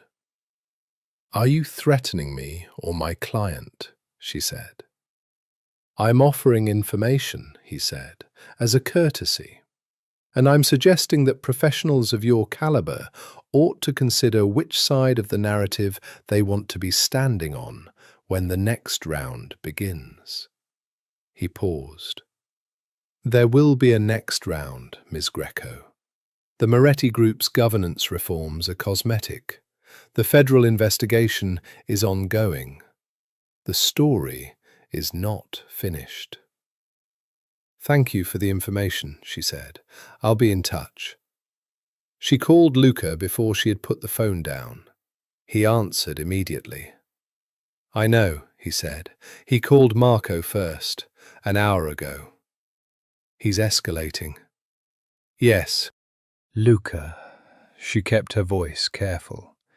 "He said he has materials he didn't deploy, that there's more." A pause. "I know what he has." The office was very quiet around her. Her coffee was cold, and the legal pad was blank, and outside, Chicago continued its grey November arrangements. "Tell me," she said, not on the phone. She was in her car 10 minutes later. What Luca told her in the library in the late afternoon was the thing she had known was coming since the day she'd started. The thing that the recording and the legal architecture and the layers of managed truth had all been pointing toward. The centre that everything else orbited. 3 years ago, when Luca was managing his father's declining health and the transition of the Moretti Group's operations, there had been a situation involving a man named Donato Ricci. Ricci had been, in the traditional meaning of the term, not the sanitized media meaning, not the euphemistic associates of language, a member of the Chicago outfit's surviving structure. An old guard figure, a man Dante Moretti had known for 40 years, whose relationship with the family was the historical and social ties category that the public record acknowledged and the federal investigation was circling.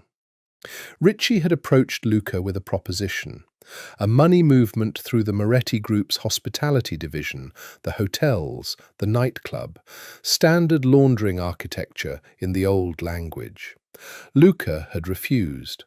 Ricci had responded with the kind of pressure that was the specific vocabulary of that world, and Luca had handled it. "How?" she said. He held her gaze. "I found leverage," he said. Ricci had been cooperating, quietly, with a federal task force for 2 years. I found out. I made it known to people who needed to know it. Within 6 weeks, Ricci had left Chicago. She processed this. "You didn't threaten him physically," she said. "No." "You used information as a weapon." "Yes." "And Cavallo knows about Ricci." "Cavallo was the one who told me about Ricci's federal cooperation. He thought it would benefit us both to know. He gave me the leverage." He paused. "At the time, I thought it was a gesture of goodwill. I understand now it was a rope." She sat back. "He set you up. He gave you the leverage knowing you'd use it, because using it meant he had something on you." "Yes." The implications assembled themselves in her mind with the particular efficiency of someone who spent her life thinking in narrative arcs. If he reveals the Ricci situation, the way you handled it, it undermines everything we built. The voluntary cooperation narrative, the governance reform, the new generation making different choices frame. She paused. It reactivates the organized crime connection story. Yes. And he's held it in reserve specifically for this purpose. Yes. She stood and walked to the window. The garden, the frost, persistent in November, individual crystals on each blade of grass, everything so still and held. She had been working with what she believed was the full picture. She had not had the full picture. She didn't blame him for withholding it. She understood why, understood the calculation, understood that trust was built incrementally, and that some things required more trust than she'd had when she arrived. But the weight of it landed. "Are you angry?" he said. "No," she turned. "I'm recalculating." "Is there a path?" She looked at him. This man who had been honest with her in every way that the situation allowed, and dishonest in the ways that the situation required, and who was now standing in his library with the last card on the table and the question of whether a path existed. "There's always a path," she said. "The question is what it costs." The cost, as she laid it out over the next 2 hours, was significant. "The Ricci situation," she said, sitting across from him at the desk with her legal pad, and the fire and the evening assembling itself outside, "cannot be buried. If Cavallo has it, it can surface at any time, and a buried thing that surfaces is always worse than a disclosed thing. The disclosure has to be controlled, and it has to be ours." Luca was very still.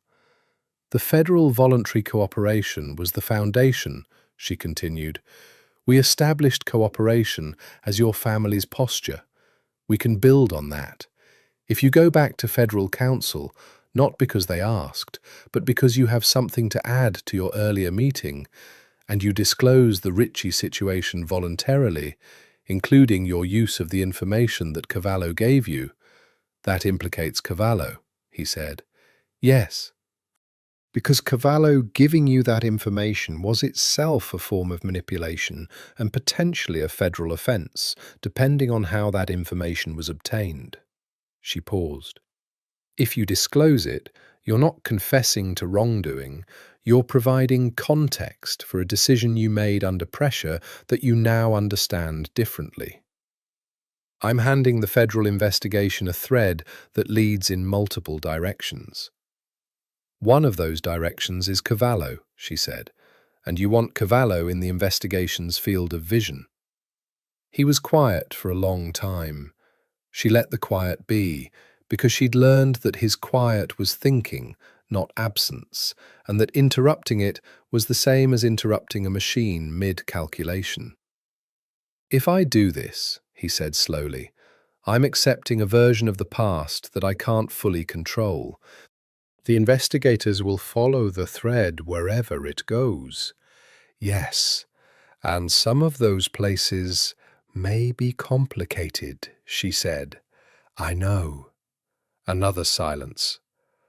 "Why would I do this?" he said. "From a purely rational perspective, the risk-benefit analysis fails if you're planning to live in this city for the next 40 years, she said. Cavallo's leverage is indefinite as long as it stays buried. The moment you disclose it, and the moment that disclosure is paired with the evidence of Cavallo's role in giving you that information, you neutralize the leverage. He can't surface it as an attack if you've already surfaced it as a confession." He looked at her. "It's the same principle I applied at the beginning," she said. "The voluntary gesture, the controlled narrative, the truth deployed before the lie has time to define it." "You've been building toward this," he said, "since the recording. Why didn't you tell me when you figured it out?" "Because you weren't ready," she said, simply and without judgment, "and because I needed to know whether the foundation would hold before I put more weight on it." He stood, walked to the window. The garden in the dark, the frost invisible now, only suggested. "There's a person at risk in this story," he said. "If the investigation follows the Ricci thread and finds the people I found it through—" "Marco," she said. He said nothing. "Marco was involved in how you obtained the information about Ricci's cooperation," she said. It wasn't a question. It had assembled itself from the fragments of 2 weeks, from the things Marco had almost said, from the quality of the protectiveness she'd watched Luca deploy. "He came to me with it," Luca said. "He had a connection, a person who told him things they shouldn't have told him because Marco—" He stopped. "Marco generates a certain kind of loyalty in people. And that person's identity is the thread that cannot be pulled." Valentina was quiet. She put her pen down, which was not something she did when she was working, but rather when she was thinking outside the frame of work. "So the cost," she said, "is this. You disclose the Ricci situation, you implicate Cavallo, you accept the investigation's scrutiny, but you cannot fully disclose the provenance of how you obtained the Ricci information without exposing Marco's source." "Yes. Which means the disclosure is still partial." "Yes. And a partial disclosure to federal investigators is complicated," he said. "Yes." She sat with this for a long time. The fire had burned lower, and the lamp was warm, and the room held its 2 weeks of documents and the specific density of two people who had been inside a crisis together and had come out the other side, still in the same room. "I need tonight," she said. "I know." She gathered her things. At the door of the library she stopped, turned back. He was still at the window, facing the dark garden. "Luca." He turned. "Whatever you decide," she said, "I'm going to help you with it. I want you to know that before you make the decision. It shouldn't factor in, but I want you to know it." The expression on his face in that moment, she would come back to it many times later. The way it moved through several things quickly before settling on something that was simply and completely open. "It factors in," he said. "Everything about you factors in." She left him there with the garden and the decision and the cost of honesty. And she drove home thinking about what it meant to be factored in by a man who calculated everything. She found the second recording on a Wednesday. Not through her own investigation, not through Frank Rossetti, not through any of the channels she'd been working. She found it because Sandra Park called her. And Sandra Park's voice had a quality she recognized from long professional experience as, "Something has changed, and it changed things." "There's a second source," Sandra said, "independent of Pellegrino, independent of Cavallo's network, someone who was present for the Kessler conversation and who is willing to go on the record." Valentina sat very still in her car in a parking lot on Michigan Avenue. "Who?" "I can't tell you until the story runs. But Val, I want to give you the opportunity to respond to the specific content before we publish, because some of what this source has to say is about Luca, not Marco." "What did they say?" "They say Luca was in the room." The parking lot was very cold. Someone walked past the car with their head down against the wind.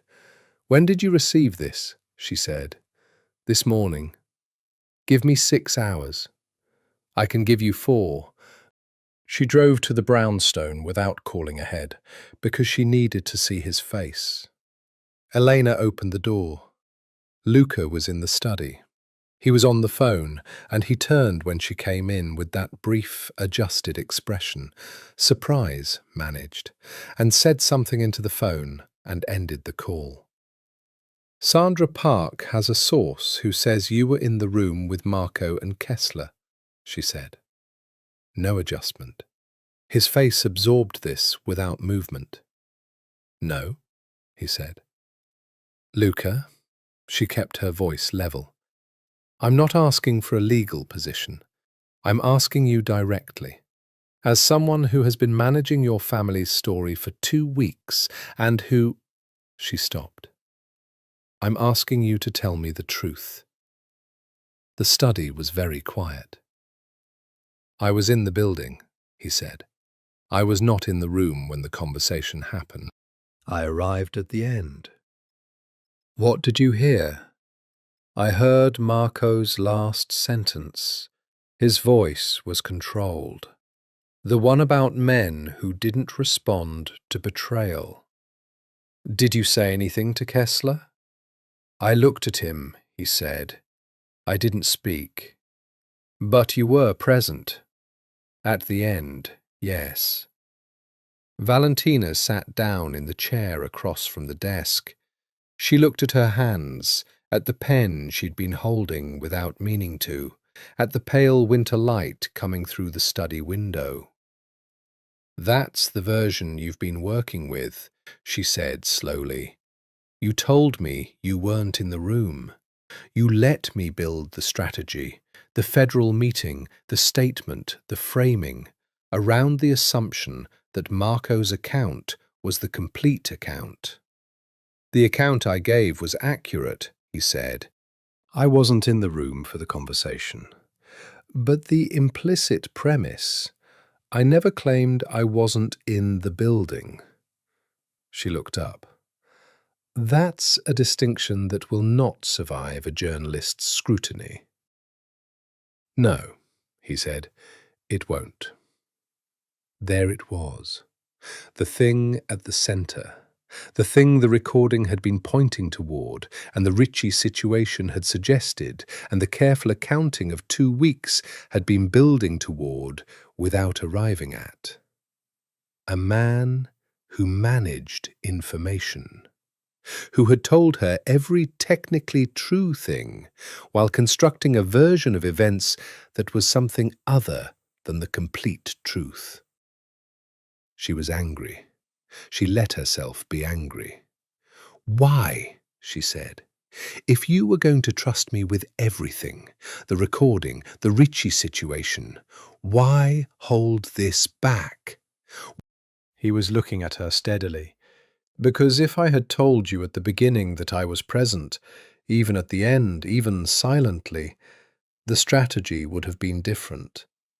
The federal meeting would have required a different disclosure. The statement would have been written differently. And I needed the strategy you would build if you believed my presence was clean, because that strategy was the strongest one." She stared at him. "You used me." "I used your expertise," he said, "in the direction I needed it to go." "That's the same thing." "No," he said, and his voice was quiet and direct. "Using someone means using them without regard for them. I have—" He stopped. "I have every regard for you. The decision I made was wrong. I know it was wrong.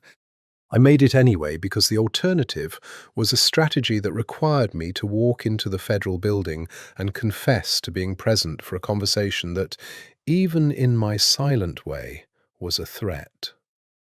Valentina was quiet. "Are you going to tell Sandra Park?" she said. "What do you think I should do?" "I think you should tell Sandra Park," she said, and her voice was controlled and correct. "Because the source will go on the record, and when it comes out, it will come out as a lie. And a lie discovered after a voluntary cooperation narrative is the worst possible outcome for everything we built." He looked at her. "And what about us?" "There is no us in this room," she said. "Right now, there is only the strategy." He absorbed this. "Okay," he said. "Tell me how to tell her." She wrote the amendment to his statement herself, alone in the study while he was on the phone with Diana, and she wrote it the way she wrote everything she wrote when she was working from something real, with exactness and without softening, with the particular discipline of making language do precisely what she intended and nothing less. An addendum to the statement of November 12th. In the interest of full accuracy, Mr. Moretti wishes to clarify that while he was not present for the duration of the conversation between his brother Marco and Gordon Kessler, he was present in the building and arrived near the conversation's conclusion. He heard the final exchanges. He did not speak to Mr. Kessler, but he was there, and complete accuracy requires saying so. She read it back to him when he came in. He listened with his eyes on the statement and not on her. "It's correct," he said. It's correct, she agreed. It's going to reopen everything. Yes. The federal meeting will need a follow-up disclosure. She put the paper down. Diana will handle the mechanics. I'll handle the public framing. But Luca... She stopped. He looked at her. After this, she said, I need you to tell me that I have the complete truth. Not the complete relevant truth, or the truth as pertains to the strategy. The complete truth. Everything. A long pause. There are things I haven't told you, he said, that I don't believe you need to know to do your job. That's not your determination to make, she said, not anymore. The silence between them was not the library silence, or the garden silence, or the gala silence. It was a different quality. The silence of two people who have been building something together and have reached the place where the building requires a decision about foundations. The Ricci situation is the last significant undisclosed element, he said. There are other things, family things, old things, things that are not actionable but that are part of the history. I've been managing what you need to know because I've spent 15 years managing information, and it's not possible to simply stop. I know, she said. I know it's not possible to simply stop. I'm not asking you to stop being who you are. She paused. I'm asking you, in this specific and professional context, to trust me with what I need. And in the personal context? She held his gaze. That's a separate conversation. Is it? He said it quietly, not as a challenge, genuinely. I find it hard to separate. I know you do. She stood. Send the amendment to Sandra Park by 6. I'll follow up with a call. We'll rebuild. She picked up her coat. The foundation holds, Luca, even now. Because the foundation is what you built? Because the foundation is the truth, she said. And the truth, even when it's complicated, holds better than anything else. She walked out. Not because she was finished, not because she was done with him, but because she needed the cold air and the city and the distance that only the outside could provide, the way that sometimes you need to stand away from a thing to see its complete shape. She walked 2 blocks, stopped, looked at the street, the cars, the ordinary traffic of the city that moved around crisis and love affairs and federal investigations with equal equanimity. Her phone rang. It wasn't Luca. It was Marco. He told me you walked out, Marco said. I needed air. Val, his voice was careful. He's never disclosed anything to anyone voluntarily in his life. Ever. Not to our father, not to his lawyers, not to anyone he's been... He stopped. I know, she said. He's terrified, Marco said. Not of the federal investigation. That he can navigate. He's terrified of what it means that he told you the wrong thing, and that it matters to him that he told you the wrong thing. She stood on the sidewalk in the November cold. He's not terrified, she said. He's recalibrating. Same thing, Marco said. For him, same thing. She stood there a moment longer. Then she turned and walked back toward the brownstone. The amendment ran. Sandra Park's piece on the second source ran. And the story it told, Luca Moretti present at the end of a conversation, silent, a man in the doorway of his younger brother's mistake, was different from the story that had been feared. Not exculpatory, not immaculate, but human and specific and consistent with the narrative of a man navigating an inheritance he was trying to remake. The next week was the kind that existed on the other side of crises, not the relief of resolution, but the sustained work of aftermath. The federal investigation widened, but in a direction that included Cavallo. The documentation she and Luca had assembled on Cavallo's orchestration campaign was formally submitted to federal investigators by Diana Chen's team, and the investigation began, slowly and with the specific patience of institutional processes, to turn. Pietro Cavallo was named a person of interest in a Tribune follow-up by the end of November. Marco issued his apology. Gordon Kessler did not respond publicly, which was taken by most observers as a concession. The governance reforms at the Moretti Group were real.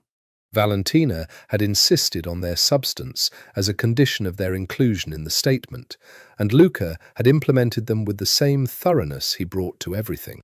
Valentina moved her work back to her office. She took on 2 new clients. She ran her firm in the way she had always run it, with exactness and care and the management of truth in the direction of consequence. She did not hear from Luca for 5 days, which was the longest she'd gone without a communication from him since the first Tuesday. On the 6th day, he appeared at her office, not with a call, not with a text. At the door of her 32nd floor office, shown up by Priya, who had her hand over her mouth in a way that suggested she found this more delightful than professionally appropriate. He walked in. He looked around the office, at the window with its view of the city he had partly built, at the legal pads in their stacks, at the wall where she kept the framed photographs that were her private iconography of work that had mattered. And then he looked at her. "I owe you an explanation," he said. "Which specific one?" He sat down, uninvited, in the chair across from her desk. "Why I managed what you knew. Why I constructed the account I gave you." "I know why," she said. "You told me." "The strategic reason," he said, "yes, but the other reason is simpler and harder." He paused. "I didn't want you to see the complete version of events and make a decision to leave. Not before I'd had time to—" He stopped again. "Time to what?" He looked at her steadily. "Time to become someone you wanted to stay." The office was very quiet. The city outside the window continued its vast, indifferent beauty. "Luca," she kept her voice even, "you understand that I've spent 2 weeks deep inside your family's crisis. I've read your documents and walked through your house and argued with your lawyers and written the words you used to speak to the city. I know," she paused, "I know considerably more about who you are than you've given yourself credit for showing me." And you didn't need extra time," she said. "The extra time was already spent." He held her gaze. Something in his expression was carefully still, the way a person is still when they are holding something fragile. "The personal context," she said. "You asked me about it in the study." "Yes." "The professional engagement is complete," she said. "Officially complete. The retainer was released." She paused. "So the personal context is the only one that's operating?" "Yes." "Then in the personal context," she said, "I want you to know that the anger I felt about the incomplete account, about the managed information, was real.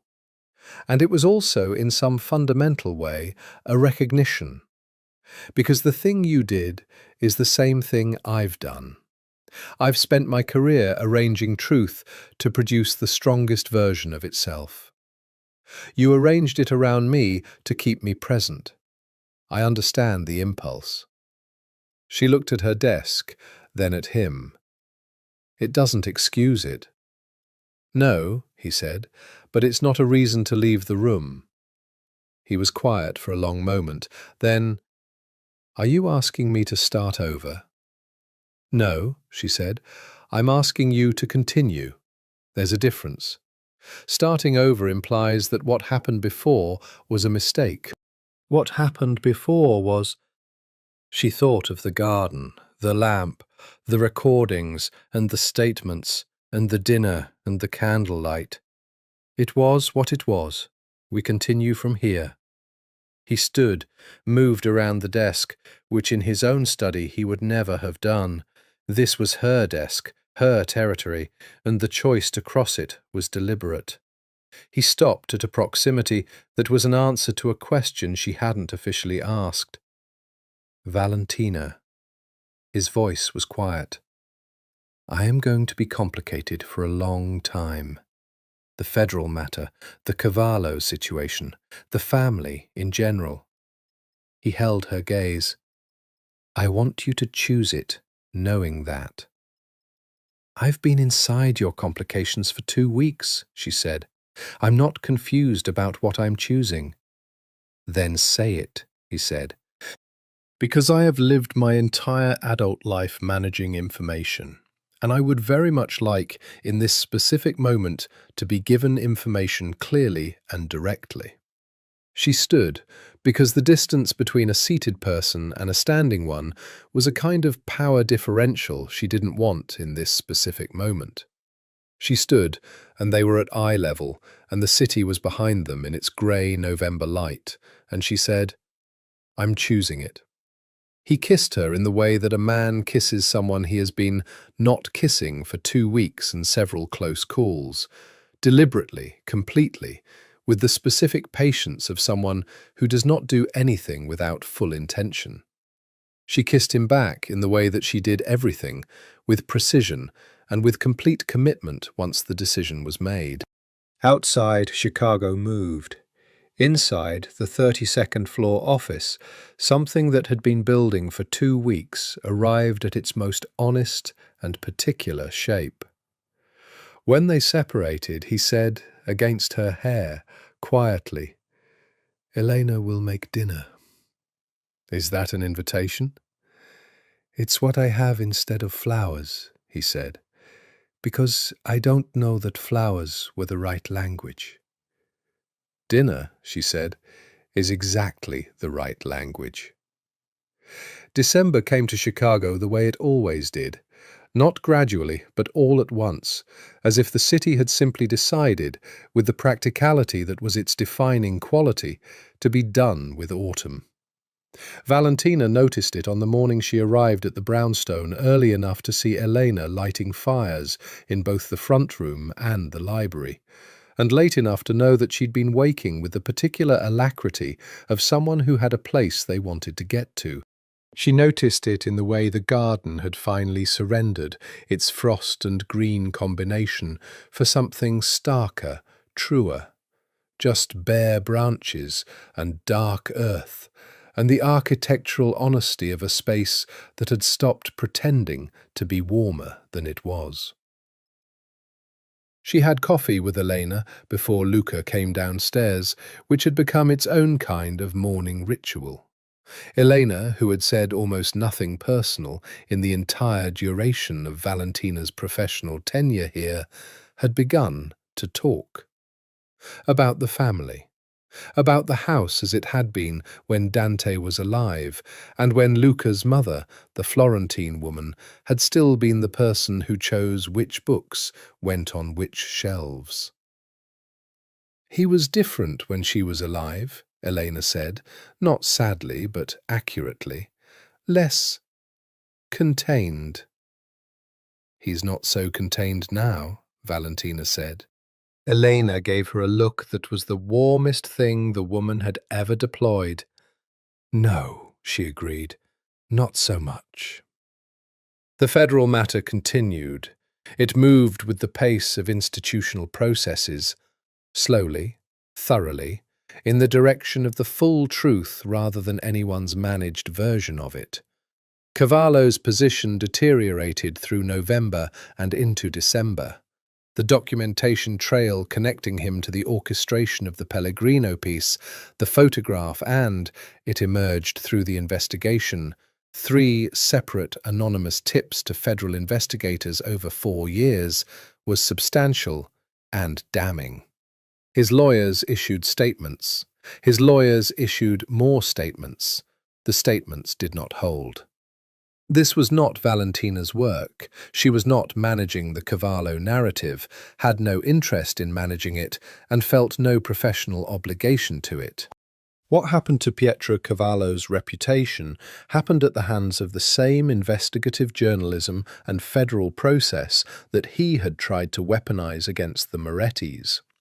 The irony was not lost on anyone. The governance reforms at the Moretti Group were real. She had been inside their implementation enough to know.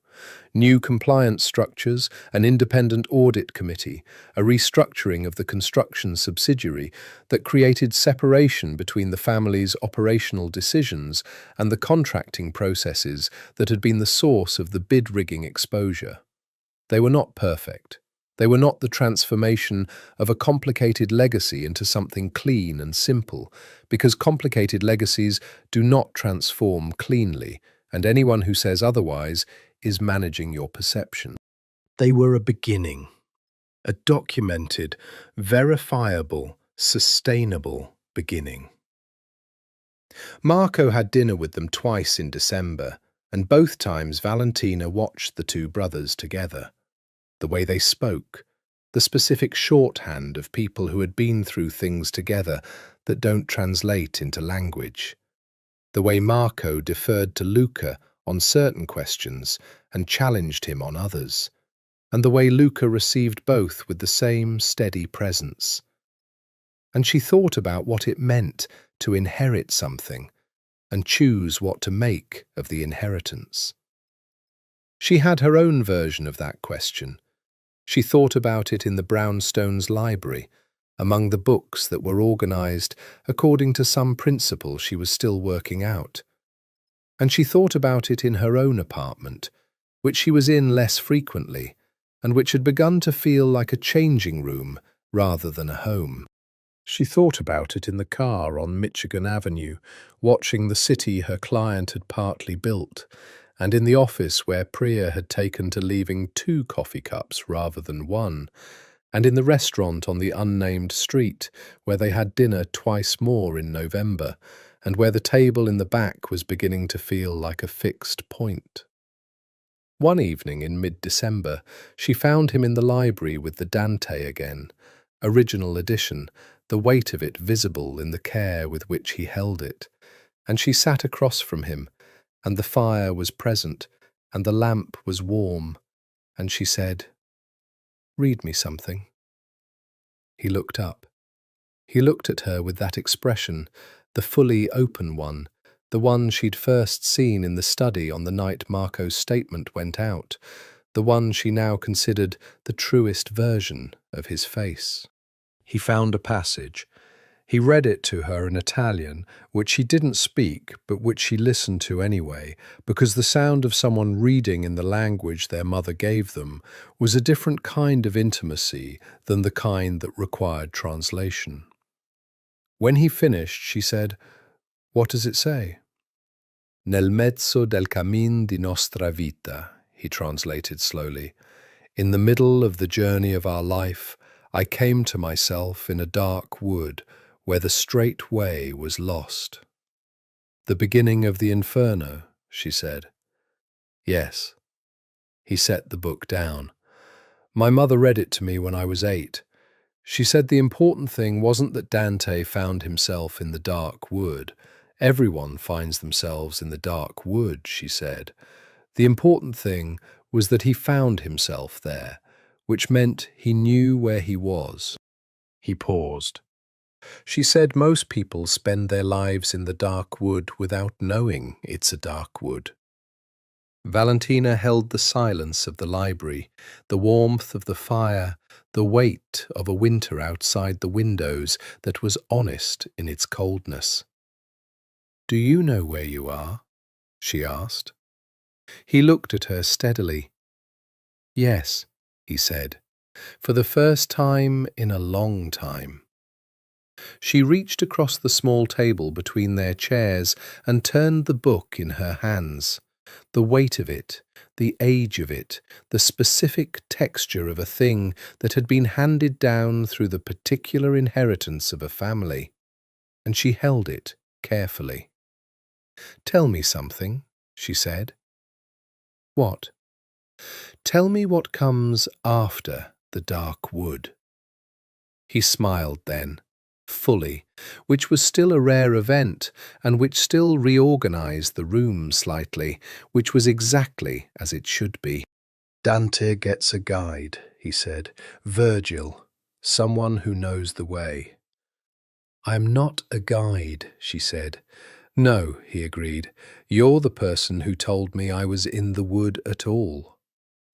They sat together in the library that smelled of old books and the wood of the fire, and outside Chicago was doing what Chicago did in December, enduring, persisting, continuing its vast and complicated life.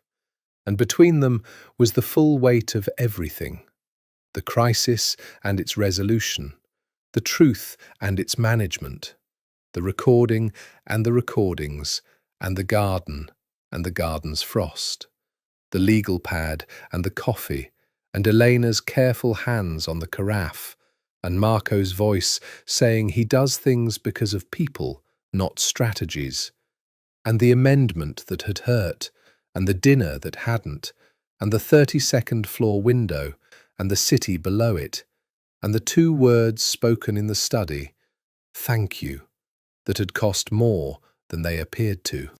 Between them was all of it, and they sat with it the way people sit with complicated things that are, nevertheless, the things they choose. "One question," she said. "Always. The Ricci situation. The partial disclosure to federal investigators. There's a thread that can't be pulled. Marco's source. I know that. But eventually, threads that can't be pulled become the thing the whole sweater unravels around." She looked at him. "What's the plan?"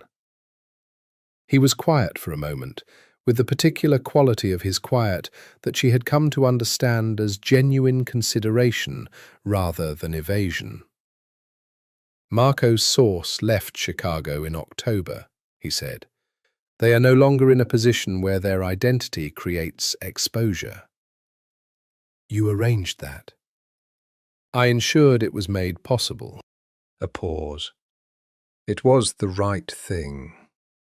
She thought about the line between the right thing and the managed thing, and how in a life like his, the line was always requiring maintenance, always being rebuilt after events challenged it, always a work in progress rather than a fixed achievement.